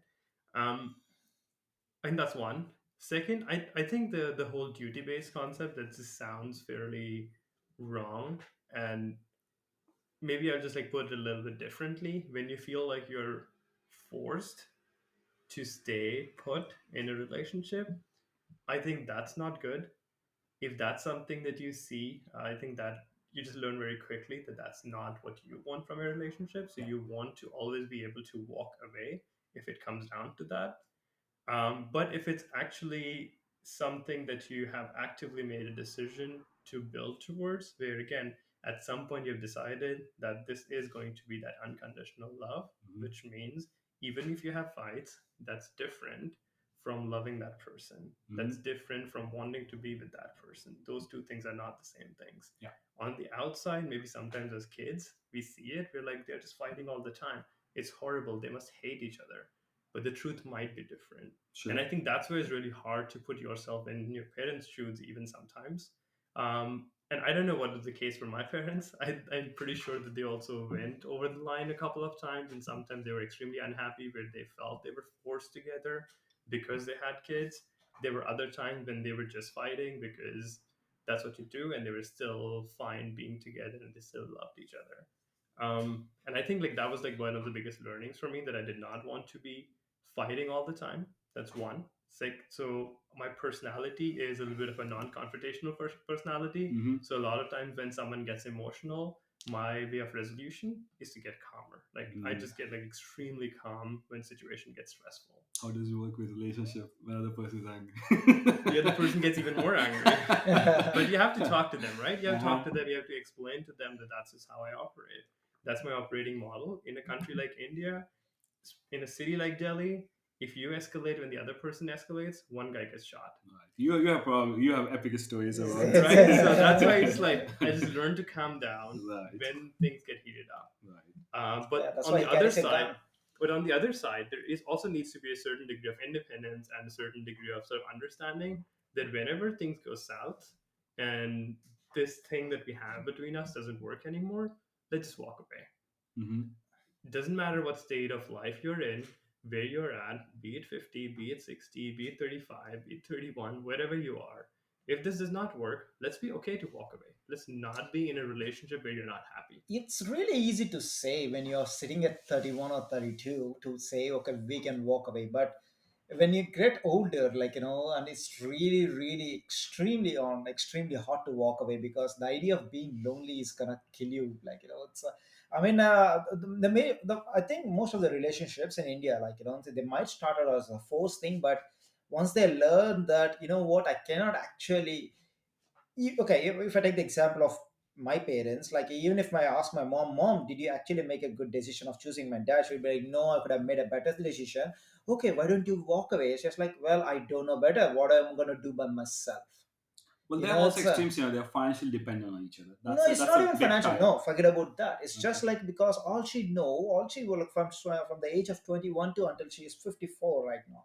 30 years of her life, all she knows like it's one man. She doesn't know how to live her life without being with that one man.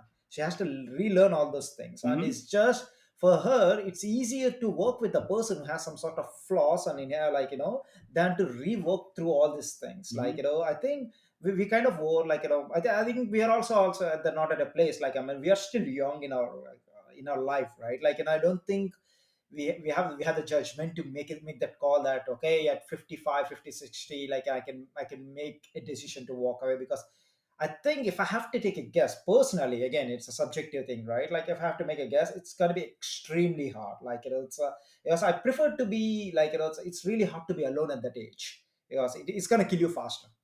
Yeah. Mm-hmm. Let me play the scenario out a little bit, Sure. right? And we're going to hypotheticals here Yeah, purely. somehow it sounds like a very realistic scenario coming from you. Um, if someone's in a relationship, they're 55, 60-year olds. Let's say the guy um, abuses the woman. Do you think they should step away or they should still be together because they can't be lonely? So the thing is, you're playing a very extreme condition. You're kind Yep, of putting I'm it as a black and white. Yes, that like 100%. yeah, exactly, Do you yeah. agree that No, in they this should not extreme be. case, The abuse is like an extreme thing. You should not be. you should not be Yeah, together, right? exactly. Yeah, yeah, Exactly. yeah. So since we're on the same page, let's just walk backwards from that extremity Mm-hmm. and then find a gradient. Now, this is where your sort of personal line comes in, where Sure. you define this is what I don't want to go over. And when I say that, hey, let's just agree at some point that this is not working and be okay to walk away, you too have to define that line in your own relationship. That Hmm. could be at abuse, that could be somewhere before But that could be at cheating, that could be at being like emotionally sure. depressed, Yeah. wherever that line is. But at some point, you are willing to walk away, Sure. Yeah. even if you are going to be lonely. I'm not saying that at like slightest discomfort, you'll just walk away. Mm. You just cannot afford to do that because you're also committing to that person, saying that you will be okay with some discomfort because now you're in this together. Just like with your parents, you are certain accommodating as well, right? Some discomfort is okay, but you have to also still draw the line where it's not okay. Sure, sure. But like, if I really have to take that hypothetical example to next stretch it out, I really don't think that kind of conversation happens at 55 or 60. That would happen at much earlier age. The conversation, The kind of discussion that won't happen when you're at for 50, sure, it needs to 55. happen in the beginning when you're Yeah, getting into the exactly. relationship. So It needs to so happen when you're committing. yeah, But then yeah, that's what I mean, that needs to be clear in the beginning. true. Our Yeah, relationship, like the friendship that we have, the three of us, there's like there's an implicit agreement here, right? yeah, Which also includes that we behave a certain way. But most of us just run with those implicit agreements. But that's okay because we see each other once a month. But when you're with someone 30 days a month, I think you cannot operate with implicit agreements. You have to be explicit about certain things and you need to decide those things Fair, fairly fair. upfront. Yeah, fair. It's one of those things when couples are like together for like 4 years and then suddenly the girl comes in and she's like, I can't be with this guy because he doesn't want kids. You're finding this out 4 years later. Like, who's at fault here? I guess it's a little bit you are also at fault that you did not have that conversation for 4 years and being together. So I think those are the kind of things that you need to have those explicit conversations up front. Oh, true, true. I agree. I agree. Fair enough. I have slightly like a version of this that I think it's if someone kind of like walks away after let's say 8 years of relation, I think there's something fundamentally wrong went there. You kind of get to know a person within 1 year quite well, the core fundamentals, and as long as you agree on those, it should be able to. Again, depends like I what think your it idea depends. of going into relationship is. My model is still kind of driven that for life, right? That if you make a decision, otherwise you're just dating, right? Like there's no reason to call it relationship. Like oh, I'm chilling, no problem. But that's a kind of like a spectrum. I'll say like okay, first few years makes sense. If you add beyond 10 years, you have that some like it's not working. Like it's like what happened? I think you need to put another lens on there, Right, the geographical lens and the cultural lens. right. In India, relationships mean something else. Mm-hmm. In US, they mean something else. In Mm-hmm. Australia, they mean something else. In Sure. Europe, they mean something else, Sure. right? If you look around, you go walk on the street, just look at like 19-year-olds and ask them, are you in a relationship? Right, Most of them are going to say yes. right, If someone is in a relationship when they were 17 right. and then they break up at 25, it's different than someone who was in a relationship at 27 and then break up at 35, right? I think that's a model that you have to think about as well. Yeah. Same thing for India. A ton of relationships in India, when they say it's relationship, they're mostly non-sexual. Yeah. You're with the person every once in a while, you barely get to touch the person, and then that goes on for a long enough time, and at some point you just realize that maybe you're just not sexually compatible. Maybe you just are not the people who can take each other for more than like 2 hours a day. As soon as you live together, the girl's like, the guy's dirty, he never cleans anything, I'm having to do all the work, and the guy's saying the girl only does work instead of going out and enjoying the life like the girl that I fell in love with in the beginning. So I think that cultural context is a Sure. little bit important as well. So just framing it that someone walking away after 8 years is always bad, I think that's also a little bit hard to swallow. Sure. But I think there is some truth to understanding those long relationships that did not work out. And a lot of times you will see it's actually something around sort of not being explicit early enough in what that relationship means for them and how they want to operate as a couple. It's almost like a business partnership as well. And I didn't want to make it like sound too objective and crass like that. But at the Set end up of some OKRs beforehand. Let's reevaluate them every 6 months. there is some truth to that, and I know a ton of couples who actually set up OKRs for themselves for every 6 months or I every also year. try to do it actually. There you go. I Right. was like, in 3 months, let me know clearly like, are you still because happy? you have to like work at 0.3, 0.7. yeah, you have to work at the relationship as well, right? It could be simplest So of things like playful. That's not like. it could be simplest of things like you go to your toilet and you have your seat up. Imagine getting a girl and starting to be in a relationship. She would hate you for that. What's up with that? I never understood the rule. What is that? One person has to bear the cost, either up or down. Why is it always one way? Men bear the cost. It's as simple as that. So always Men that. bear the cost. So I think it's a simple thing like that. Now that's not a reason enough to break up with someone, but it's something that you can work on yourself, right? That's where you have, for the lack of a better term, OKRs in a relationship. So that's why you kind of need to, if you want to make something work, there is a certain amount of work that's required that you two need to put in together into that relationship as well. Right. All right. Let's come back to our lives then. It's like, Yes. how are you guys with time? Do you have like half an hour? Yeah, 30 minutes is Yes. good. Let's try to get into it. When was your first date in your life? Oh, wow. Define a First date. girl experience. Let's say non-sexual also counts. What does first girl experience mean? First. Let's say you I touched, talked to a you girl. you made out at least some physical touch. Okay. Talking is College. too low. College. Okay. Do you want me to go in vivid detail? Okay. No, it's, that's enough. in college, yeah. Same college as well. Yeah. I think like first to second year. I believe it's early second year. Okay, gotcha.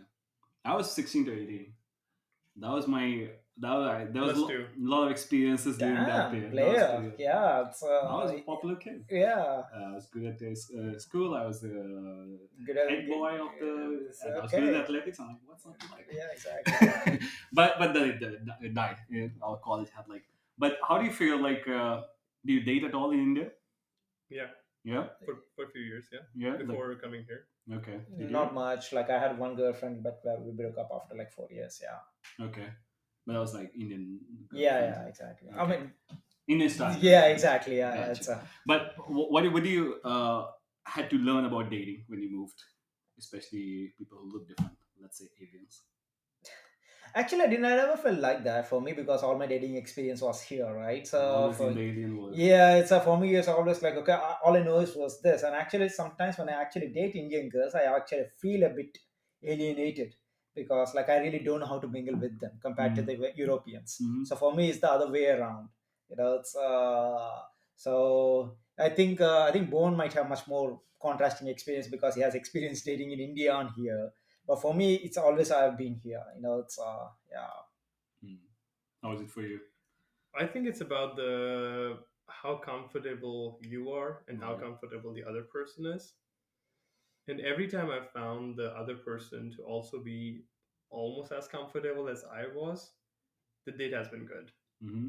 Or at least the dating experience part has been good. The Mm-hmm. date itself may not always be good, right? Mm-hmm. And what that means is there's a dating is hard anyway, right? It's sort of the peak of sort of cultural embedding when you move to a new society, and Mm-hmm. that's when you really like find out about how the society operates, how the people operate, what some of the cultural nuances are. Um, and I think that really like when I started dating here, that's when I realized that it's different in the sense of how just the people behave and what I think of the expectations from those people. And what I mean by that is, again, let me just quickly back up to a bit of my life as well. I went to a Catholic school. The rules in Catholic school were very strict. You have to polish your shoes every morning. You have to put on a tie. You have to wear a Uniform. uniform. You have to have your hair all done. So essentially, you need to come like completely ready, no tattoos, no long hair, nothing like that, right? And it's applicable for both genders. The girls can have long hair, but you still have to have them in like a tied enough and Tidy up and clean close. form, Yeah. right? Then in India, when I dated, it was mostly girls who looked kind of similar, where they were well put together. And then I also dated a Canadian girl in while in India as well. That lasted for about a year, where I also learned a ton. The biggest thing that I learned there was to not move too fast in a relationship. They need to be paced as well. Sustainability is important. Moving over to He became a Amsterdam. true European by using that word a lot today. You know, it's Uh, It's all good effect. yeah, Moving to Amsterdam actually showed me how sort of the Dutch life is and how the Dutch women look at dating and how they sort of act as well in normal lives, how they behave, how they're like put together and things like that. And that was in stark contrast with what I was used to, which is where I found more success with expats because again, expats having seen a bit of externalities in their lives, they know the kind of challenges of living in a different society. You bond with them a little bit more, you gel with them, and they have a certain kind of approach to life that you also share, given that you've also moved your life over to another country, which sometimes the locals don't fully appreciate or understand. And that empathy is missing in the local dating scene sometimes. Mm-hmm. I think that was like the biggest sort of contrast for me. But otherwise, I think I've mostly been fairly open in terms of accepting those experiences because for me, also going on dates is such a learning opportunity. Mostly, it'll be going out and getting to know about this new person that you're going to be on a date with. sure. Right? It can be extremely fun or intimidating, depends on how you look at it. It can be intimidating if you're trying to woo that person on the first date, sweep them off their feet, and try to bring them home. But if Always. always, right? But it can be extremely Right. fun if you're just there to find out who the person is, what their background is, and then share some stories. Mm-hmm. Just share about your life, about where you come from. So it can be exciting in that sense. And I think I've been on like both sides of the spectrum. Gone in with anxiety, all I got back was anxiety, but gone in free, got back freedom, and I think That's, I think, what I really learned dating here. It's always funny to me, like when you go with like no expectations, that's always the best results you get. Yeah. It's so like reverse psychology in humanity. It's like anytime you want something, you just break apart. But I feel like that there's some biological truth to that, right? Yeah. And what that really means is and when I say that, I also mean it in just the physical sense of the word, where let's say you go to exercise. Yeah. Today you decide, I'm going to run really fast. I'm going to run 10 kilometers, I'm going to run really fast. You go out, you try that, you burn yourself out. You come back tired, you're exhausted. Next day you go, you're like, I'm going to run 10 kilometers. I don't know. I don't care how long it takes. You may be at the same speed. Maybe you'll be 1% down, but you'll be not tired at all, completely refreshed when you come back. I think when you're relaxed, your senses are a little bit heightened in some sense, but your muscles are so eased up that you act a little bit differently. It's the same thing that happens in dating as well. If you Mhm. go like all tense, it just seems tense, and you just like give out that vibe to the other person as well. Whereas if you're relaxed, the other person wants to relax with you. That's why they're there. That's why they're there to sort of break away from their daily life, which can be exhausting in its own way. Interesting. Did you guys have tense dates? Like I never had a date where I've been really tense. Like it's Well, it's not tense. It's I'll use the word desperation. That comes off when you really want it. Other person can smell it. It's a job interview. It's oh, okay, dating. okay, I've got always it, seen got this. it. Like when I Yeah. go, like I don't care about this job. I have Mm. the best performance all the time. I think Hmm. it's like one of these. My favorite thing is like I don't want to be part of any club that wants me to join it. I think that's exactly the vibe. Anyone who gets the feeling that this person really wants me, it means they are reaching. Yeah. Hmm. Imagine you go Interesting. on Yeah. Tinder right now or whatever app you use these days, right? And then you go look at a girl and you're like, ooh, damn, she's like whatever your Hmm. numbering system is, she's a Hmm. 9, right? Hmm. That's a hard one for me. I'm going to try my best. You go in and then you try to impress the hell out of her, Right. and then she just realizes that you're just being desperate. You're being Right. too pushy. You're just being too forward. And it's not even something that you're actively trying to do. You're just like, this is my everyday. I do the same thing, but without Hmm. even I understand. realizing Yeah, you're actually yeah, doing yeah, something more. yeah, I yeah. think that's the level of sort of anxiety there. So Hmm. it's not really like fully anxious that you're on a date. You don't have to be like that caught up, but still trying to have that approach where you want to perform on that day. I think that's something that gives off. Yeah, yeah. Yeah. One thing on this particular aspect, how do you what do you have to rewire your brain about interracial stuff? Because we all different shades of brown, I guess. Because that's like Different shades have you of heard of brown. That have sounds. you heard of this thing called Fair and Lovely? Yeah.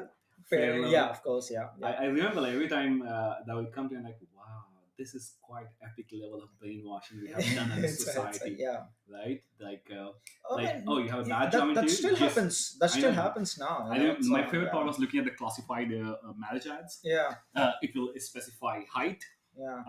Salary, No, no, salary, what kind complexion of job, government job or not government job, and complexion. complexion, Yeah, right, Wheatish. yeah. That's right, like the most common British. one. Yeah, yeah.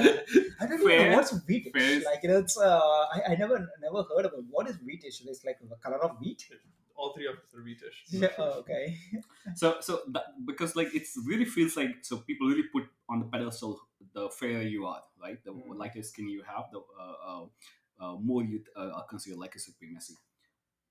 How do you get around that thing, It was a or have you? I mean, in the beginning, that was really a surprise for me because since I was growing up in India, and I did not have a lot of dating experience, Hmm. but my mom, when I was to go to school, like what she used to do was we did not have Fair and Lovely, but we used to have a Santur talco powder. So Close. it's a talco powder. What she used to do was to take that powder, put it on my face, Mm-hmm. such that I look a bit Mm-hmm. whiter Presentable. before Uh-huh. we presentable and Mm-hmm. every time we want to go outside my mom will always put that on her face too before she goes out Mm-hmm. so as a kid you really don't know better, right? You think that's a societal norm, that's what you do, so and as I was growing up too, I was never very confident on my complexion, skin complexion, because it's just it's a low self-confidence, Mm-hmm. it's like, oh my god, you're dark, so when I came here, people, I mean, it's kind of weird. A lot of people, they spend like thousands of dollars, go get this tanning or slash liner or dig for this color.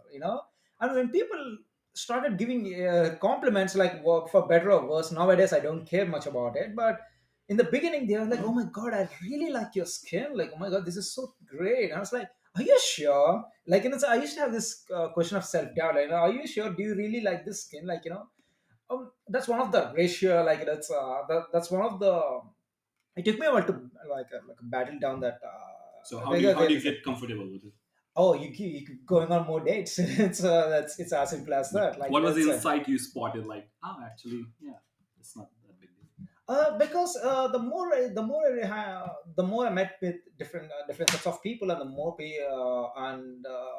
and people, and different kinds of people from different backgrounds, where they are comfortable with what they were or what they were doing, like it's irrespective of where they were born. Like, I was just not talking about Dutch people. I was talking about people from different backgrounds and different races. Like, some people are high short, some people are tall, some people are bald, some people are, like, so whatever they are, but they're quite comfortable with what they were offered with, like, and then that kind of give me a lot of confidence. So, you know what, like, you cannot do anything about it. So one thing you're born with, you can never change those stuff. But all you can do is, like, keep yourself in good shape, keep yourself healthy, and everything will fall in place. Yeah. Are you comfortable with the idea that someone will not like you for your skin color, and you are okay with it not having those people in life? Oh, wait, no, Yeah, I don't give a shit. At this point of time, not really. Yeah, exactly. Yeah, I think maybe I have more confidence. Maybe if I have to put it that way. Yeah, yeah, good to have as well. yeah, exactly. You'll Yeah. have more confidence if you're lighter. No, I no, have a cream for actually. you. It's, It's called Santu oh, Turmeric so Powder. the whole podcast has been like, you guys are trying to sell me a cream now. How would you? I have a story. Mm-hmm. Um, there's something you mentioned earlier, so I'll start with that, where you said learning cannot happen in a book or by reading a book, but it happens when you go face real life. I think for me, let's call it 60% of the learning has happened from reading the book, right? What that really means is, I think when I went to college, I had tons of time. Government college, they don't really care about teaching. I was involved in projects. Teachers are doing their thing, but I'm sitting on the back seat reading books, reading novels, not the course books. Um, so I read a ton. I watched a ton of movies. I watched a ton of TV shows, just like any sort of college kid does. That sort of exposed me to different societies, and I was always looking for the most exotic genres that I could get my hands on, watching everything from like Middle East, watching from Europe, watching from US, watching from Australia, everything that I could just get my hands on. I was like, I want to read this, I want to listen to this, I want to watch this. I And that just gave me a certain amount of sort of exposure and comfort that already allowed me to know things like Australians love to go get tan, which is what is already questioned my belief that the lighter you are, the better you are in the society in some way. Same thing for Russia, for example, because by default, like ton of Russians are blondes and they love to have darker colored hair as well. That's why they dye their hair dark. So that's also something that was a bit of a myth broken. Even though if you look at just the American TV and movies, you would see that everyone's attracted towards like these blonde women with blue eyes, but where these women actually come from, or where you have like ton of these women, they don't care about that. They Mm-hmm. want someone who's brown eyed and darker skin and darker hair. So it's really like a very contextual. That's one. Second is in the same place in college. There was this one guy. He was like one of the darkest guys in college. And that's something that you think of as a kid, and when you look at it, you think about it, and you're always sort of like competing and comparing. And I also come from the same place where I said that while growing up I was always on the streets. Because of that, I was one of the darkest kids around, and people would always ask me, they're like, are you from South India, are you from like Tamil Nadu by any chance? And that would like sort of kind of like hurt you, because that's how society is built Why around. does it hurt you, man? Like, Well, you're not similar to other people. That's why it hurts you. You're outsider. Why do you think superheroes say, "Why I'm not normal"? Exact feeling. Right. And the other thing too that's related to that is there's a certain amount of sort of classism that happens with that. The lighter you are, the richer you are. Mm. And I do come from lower middle class, so that was like a clean giveaway for me that, oh, I have a darker skin, so I do come from a lower middle class. And that was like kind of like clean giveaway in a city like Delhi, where most of the others, they can afford air conditioning, they're always inside, away from the sun. That's how the class system works. But then there was this guy in college. He came from a decently rich family, was one of the darkest guys, and extremely confident. And the way he would talk to people, the way he would approach just like people and meeting them and socializing in general, he had the most number of friends, he had the most number of girlfriends, and he would always be walking around with the most people around. And when I saw that guy, I'm like, this has got nothing to do with the skin color. It's really got to do with how comfortable you are in your own skin, how confident you are. That cannot come from the skin color. Although it taught me something else. It taught me that it comes from money, which which was also wrong in its own ways. But at the end of the day, there's also some truth to that, right? Growing up There's in a a massive truth to that. yeah, growing up in a family that is well off, it gives you a certain amount of confidence because you know the farthest you can fall is only so much until you have a protection built in. Whereas for us, we knew the bottom is fairly low. We never want to go down to that bottom. I've also, like, while building my startup, maybe it was the same thing for you guys as well, I don't know. But while building my startup, I had no money at all. I was sleeping on a floor of my friends' rooms, and I think that just sort of becomes this like startup story that gets told all the time. But the truth is, when I moved from Gurgaon to Bangalore, I did not even know how the housing system worked. And I was just like massively fucked in that housing system where you have to pay 10-month rent up front. And that was all of my savings, 10 months. 10 Wow. month Yeah, run. And that Bangalore was is all really of my fucked up for savings. that. Yeah. And I came in with 10 months savings. I was giving myself 10 months to build this company. And suddenly I'm just like putting it up front to the house so that I could just get a room somewhere. So instead, I just became the negotiator. I'm like, fuck this shit. I'm going to negotiate the hell out of that. I brought it down to five. That was the best I could get. So then I had 5 months runway. And that's what I gave myself. And then I was saving costs wherever I could. Did not get a bed. Was sleeping on like friends' floors and doing whatever I could um, to really just build that company up. And that really gave me perspective on how bad life could be. But in some sense, I wasn't really hating that because what I was doing, I was really enjoying it as well to some extent. But I knew I don't ever want to go back to that. It was stressful. At some point, I think the most I had in my account was 700 rupees, which even back then was nothing. And when I got to 700 rupees and I knew I could not even ask my parents for money because they would not have anything either, that was stressful. And I again never want to see 700 rupees in my account. That's a good slogan to live by. Yeah, No 700 rupees for me. I think we are way past that at this point of time, I guess. Yeah. Talk about yourself, right? All right. What do you like from other things from? Let's circle back towards now. You are Dutch citizens with a Dutch passport. Do you feel comfortable saying that now? When someone says, I'm "Who is still Dutch?" like, Do you like raise it's hands? yeah, like, I'm still having. I think I'm still going through the transformation. I guess it's a. I still refer to as called the Dutch people, the outside, because it just. I think it's gonna take some more time for me to completely transform into that role. But also comes from a place like I have to speak the language. Mm-hmm. So like the language examination, for integration, you only need to know some set of fluency, like a very basic fluency. But if you really want to integrate and if you really want to feel comfortable, you have to speak the language in a way that like you can have a normal conversation. So I don't know, I mean, like let's I think it's going to take a few more months like to get used to the idea of that. But like for now, I think I'm still kind of sandwiched between Indian and European, it's yeah. How are you feeling? I would always be an Indian Yeah. in the most Bhuvan way as possible. What that means is, I think I never really felt comfortable in India, and I don't mean it in the sense that I did not feel like an Indian, but it's just that the idea of being Indian is like quite homogenizing, which is not the case in the first place.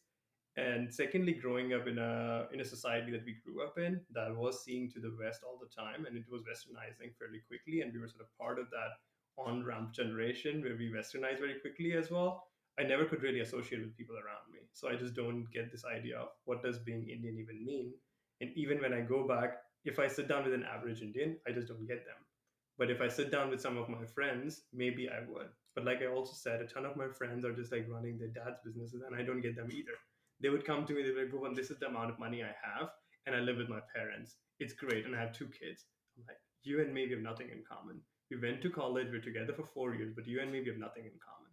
Right? So I think it's very hard to really figure out even what being Indian means. But I would be an Indian. I would always be an Indian. I would look like an Indian. I would still have like this sort of Indian-ish accent that I have. And I have the Indian sort of experience growing up, which would always exist as well. But I'm a Dutch citizen. That's the passport that I have. That's the traveler card that I have. That gives me sort of access to some of the travel opportunities that I will get now, which I did not have before, and also more flexibility of living in this country as well without a dependency on a job or just having a visa here. So I think that's something that's good. I don't know. I think a certain point of time in your life, like I think I really stopped assigning myself like to a certain nationality or like Are you world like citizen? yeah. Are you world citizen? Forget about that. No, it just like the jokes apart. It just becomes as what Bhuvan was saying. It's I mean, he's trying to say I'm not Indian enough, but like he's also saying I'm Indian. Like it's a bit contradictory to what you were saying. No, Like I it's am Indian and I Well, you want to can't be hide Indian. it. yeah. Someone will look at you and is like, that's Indian guy. Yeah, but like it depends on the complexion, right? Like, like you're Indian by by nature. No, I am In Indian India, and like I in want to some, be Indian, but I think there is no true definition of what an Indian is. And to a sure. large extent, the ones that you see abroad Then how do you are either define? the ones that have like this extremely strong accent that get made fun of because that's like a certain kind, and they always hang out in those like Indian circles, or you have those like South Bombay and South Delhi types, and you don't really see the spectrum in Those are two between as much. pretentious people. Yes. I don't want to hang out with the South Bombay Exactly. people. And if you look around and just ask them, you would see it's either one of those. There is not a lot of Right, spectrum in between. right. Right. And or if you go to like some of the other countries, you would see certain diaspora sort of like take over. If you go to UK, it's a ton of Punjabis that just come from the village directly, one way flight to UK, and they land there. Same thing for Canada. How did Punjabis discover Canada? It's the refugee crisis in '83. So, Do you know about that? Not really. When Indira Gandhi was killed, Yeah. she was killed by one of the Oh. Sikh guys. Uh, This happened after Operation Blue Star when the terrorists had taken over Amritsar. Amritsar Gurudwara, and then Indira Gandhi gave the heads up for the army to go and clear those out. That's when one of the Sikh guys, he in retaliation he killed Indira Gandhi, Yeah. and that led to full blown riots Massacre in of- Delhi yeah. and north of the country. And when that was happening, a ton of Punjabis ended up leaving the country and went to Australia, UK, and Canada because they were taking refugees. Okay. That's how these people really found these countries. But how come Canada specifically? It seems like half the country is Canadian, Punjabis. It's not just Canada; it's again all three countries. But Mhm. Canada has continued to leave it open, where they still allow those like PR applications to come in, and Canada has also been open with like chain migration, given that they just don't have enough people. Right? It's 30 million, and they're still short on people. So they're completely fine with that sort of chain migration, where if you move, you can bring any of your blood relations. Mhm. Doesn't matter if they're dependents, not dependents, doesn't matter. You can just bring them all Is it along. only 30 million? It's only 30 million. Oh wow. And it's a massive country. Yeah, sure.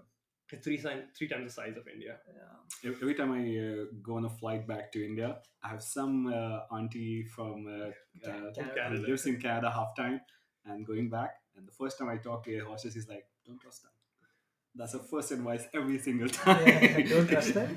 Don't trust these white air hostesses. Yeah. All right, fun stuff. To get towards winding down, what's your favorite food and drink from India? Biryani. Biryani? Yeah, Hyderabadi biryani for sure.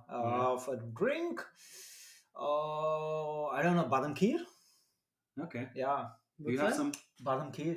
Badam kheer. Oh Okay. yeah, it's like it is, but like also in a way that's made only in the region where I come from. Like Okay. it's but like What's something from Yuri, Naloi area that is unique? fish curry, Nellore fish curry. That's very popular and Okay. something which I really love. Yeah. Okay. Yeah. But Hyderabad biryani, like we kind of take it as a region Your thing. thing? Like, and it's, yeah, of course. Okay. Yeah. There's tons of Yes. things. I come from Delhi. It's like tons of street food, and I miss True. street food here. It's Yeah. momos, Nepalese dumplings, Very Indian food. amazing. Then chop, which is basically the soy kebab. Chop. Yeah, it's basically like soy kebabs, Okay. and then they make it like a butter chicken style. So Yeah. it's like with curry, amazing. Tons of sweet stuff, so rasmalai and gulab jamun. I just love that. In terms of drinks, my go-to thing is just like whiskey. I just Okay. miss just having whiskey with like some Indian snacks on the side. That's always Every time I go to India, I Top go to a notch. sweet shop and like, give me one of everything. Yeah. That's my main thing. I Give me one of really. it's like the sweets that you miss. Ah, Like if I'm going to I think die, you have a very sweet tooth, if I'm probably. going to die soon, that's with diabetes. Diabetes. All this workout for one reason: don't get diabetes. All right, last question. What's your value in life at this point? That's a very open-ended question. Yeah. You'll have to frame that a All little right. better. So how should I say it? Um, what do you value in life now? Like, what's your number one? You know my answer: sustainability. I think it's really the balance that I'm trying to drive. I True. think one of the things that has happened is, um, while in India, I think we gave up a lot of our health Mhm. for getting better, or getting that longer lever on the money side. Here, luckily for us, there is a certain amount of comfort with the amount of time you spend behind the screen, working and everything. And I think also post COVID and all remote environment, I think we have also become more efficient with time. Today, when I work 8 hours a day, I'm actually getting almost 3 days equivalent to worth of work. Mhm. That, like, if I look back like 4 years ago when I was going to office every day, what I would get done, what I get done today, it's at least 3x. And with the experience that we have built up, it's like a massive advantage that we have that we're bringing into work every single day. So I don't feel bad stepping out after 4 hours, 5 hours, 6 hours some days, because I know I did more than a day's of work every day. Mhm. So that allows me with that extra freedom of time. And that time I want to put back into fitness. I want to get better. I want to get stronger. And at some point, I really aim to take a sabbatical where I know that I'm like such a restless person and I don't want to be working. So I would instead spend time gaining skills and learning skills. But a lot of that physical skills also require a certain amount of physical um, strength and fitness that needs to be there in place. So that's where a lot of my time is going, and that's where a lot of my focus is. I'm completely fine stopping work. I'm completely fine giving up what I have today from a work perspective, but I'm not fine giving up my fitness today. Mhm. All right. How about you? I think it's pretty much similar answer, like or like a balance between like work, the things that you do, the things keep doing what you love, and of course fitness, because like my transformation also happened here. Like it's and I give much more emphasis. I put a lot of emphasis on. I think I want to do more rock climbing. Like it's a mix of balance between a fitness workout and also another emphasis like relationships. As I keep getting older, and it's just not about like a relation, not romantic relationship, but also friendships you make. The kind of valuable friendships you form, and also the relationship with your parents, like that's like I would like to put more value and effort into that so that I can get maximum out of that. So maybe it's just not like sometimes it's okay to be not to be super unconditional. It's okay to be conditional if you're getting something out of it. Yeah. All right. How about you? You can't Yeah, just we end can like say, yeah, that. exactly. Yeah. For me, I think main thing I'm looking for is well, Girlfriend.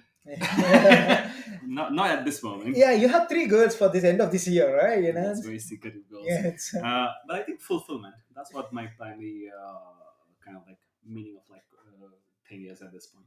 It's not happiness as per se, but it's fulfillment. What will be fulfilling looking backwards? Like that's the question I often think about. That's still abstract, right? You That's still need to abstract. find out what the pillars are that make up that fulfillment Right. goal. Right. So what one of the main way is I think of is like helping make something happen. It's still abstract, but helping make something happen that wouldn't have happened if I was not doing it. That's the feeling I want to have. So it's like if I was not doing this thing, someone else would have come in and did it anyways. Don't want to do those things. So it's very much like it's still an ongoing process, but that's a feeling I want to have at least. Uh, we'll see how it's the just a March. discovery. We'll see how the March. I'm going to India to discover myself. Yeah. So Oh we'll my see how God. much I Oh find my it. Please don't say that again. Yeah, I'm so tired of hearing that. Like it's Are you So going to Varanasi to find yeah, I yourself? have to, right? yeah, Go to all the exotic places. yeah. And then Smoke up a little bit. Yeah, exactly. He I doesn't should, need to go to Varanasi to spend the smoke up. He can go next to his it's stream. weird. Yeah. I've never done like psychedelics, like LSD stuff. I really should do it. You should start easy. Start with mushrooms. Yeah, something like that.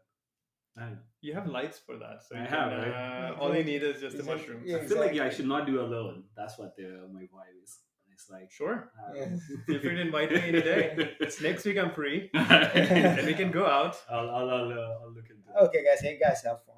All right. Have you guys tried LSD or any No, psychedelics? mushrooms. Mushrooms? Yeah. Good, bad. I had a good experience. Okay. Yeah, mushrooms and MD. Okay. Also MDMA? good experience. Yeah, MDMA.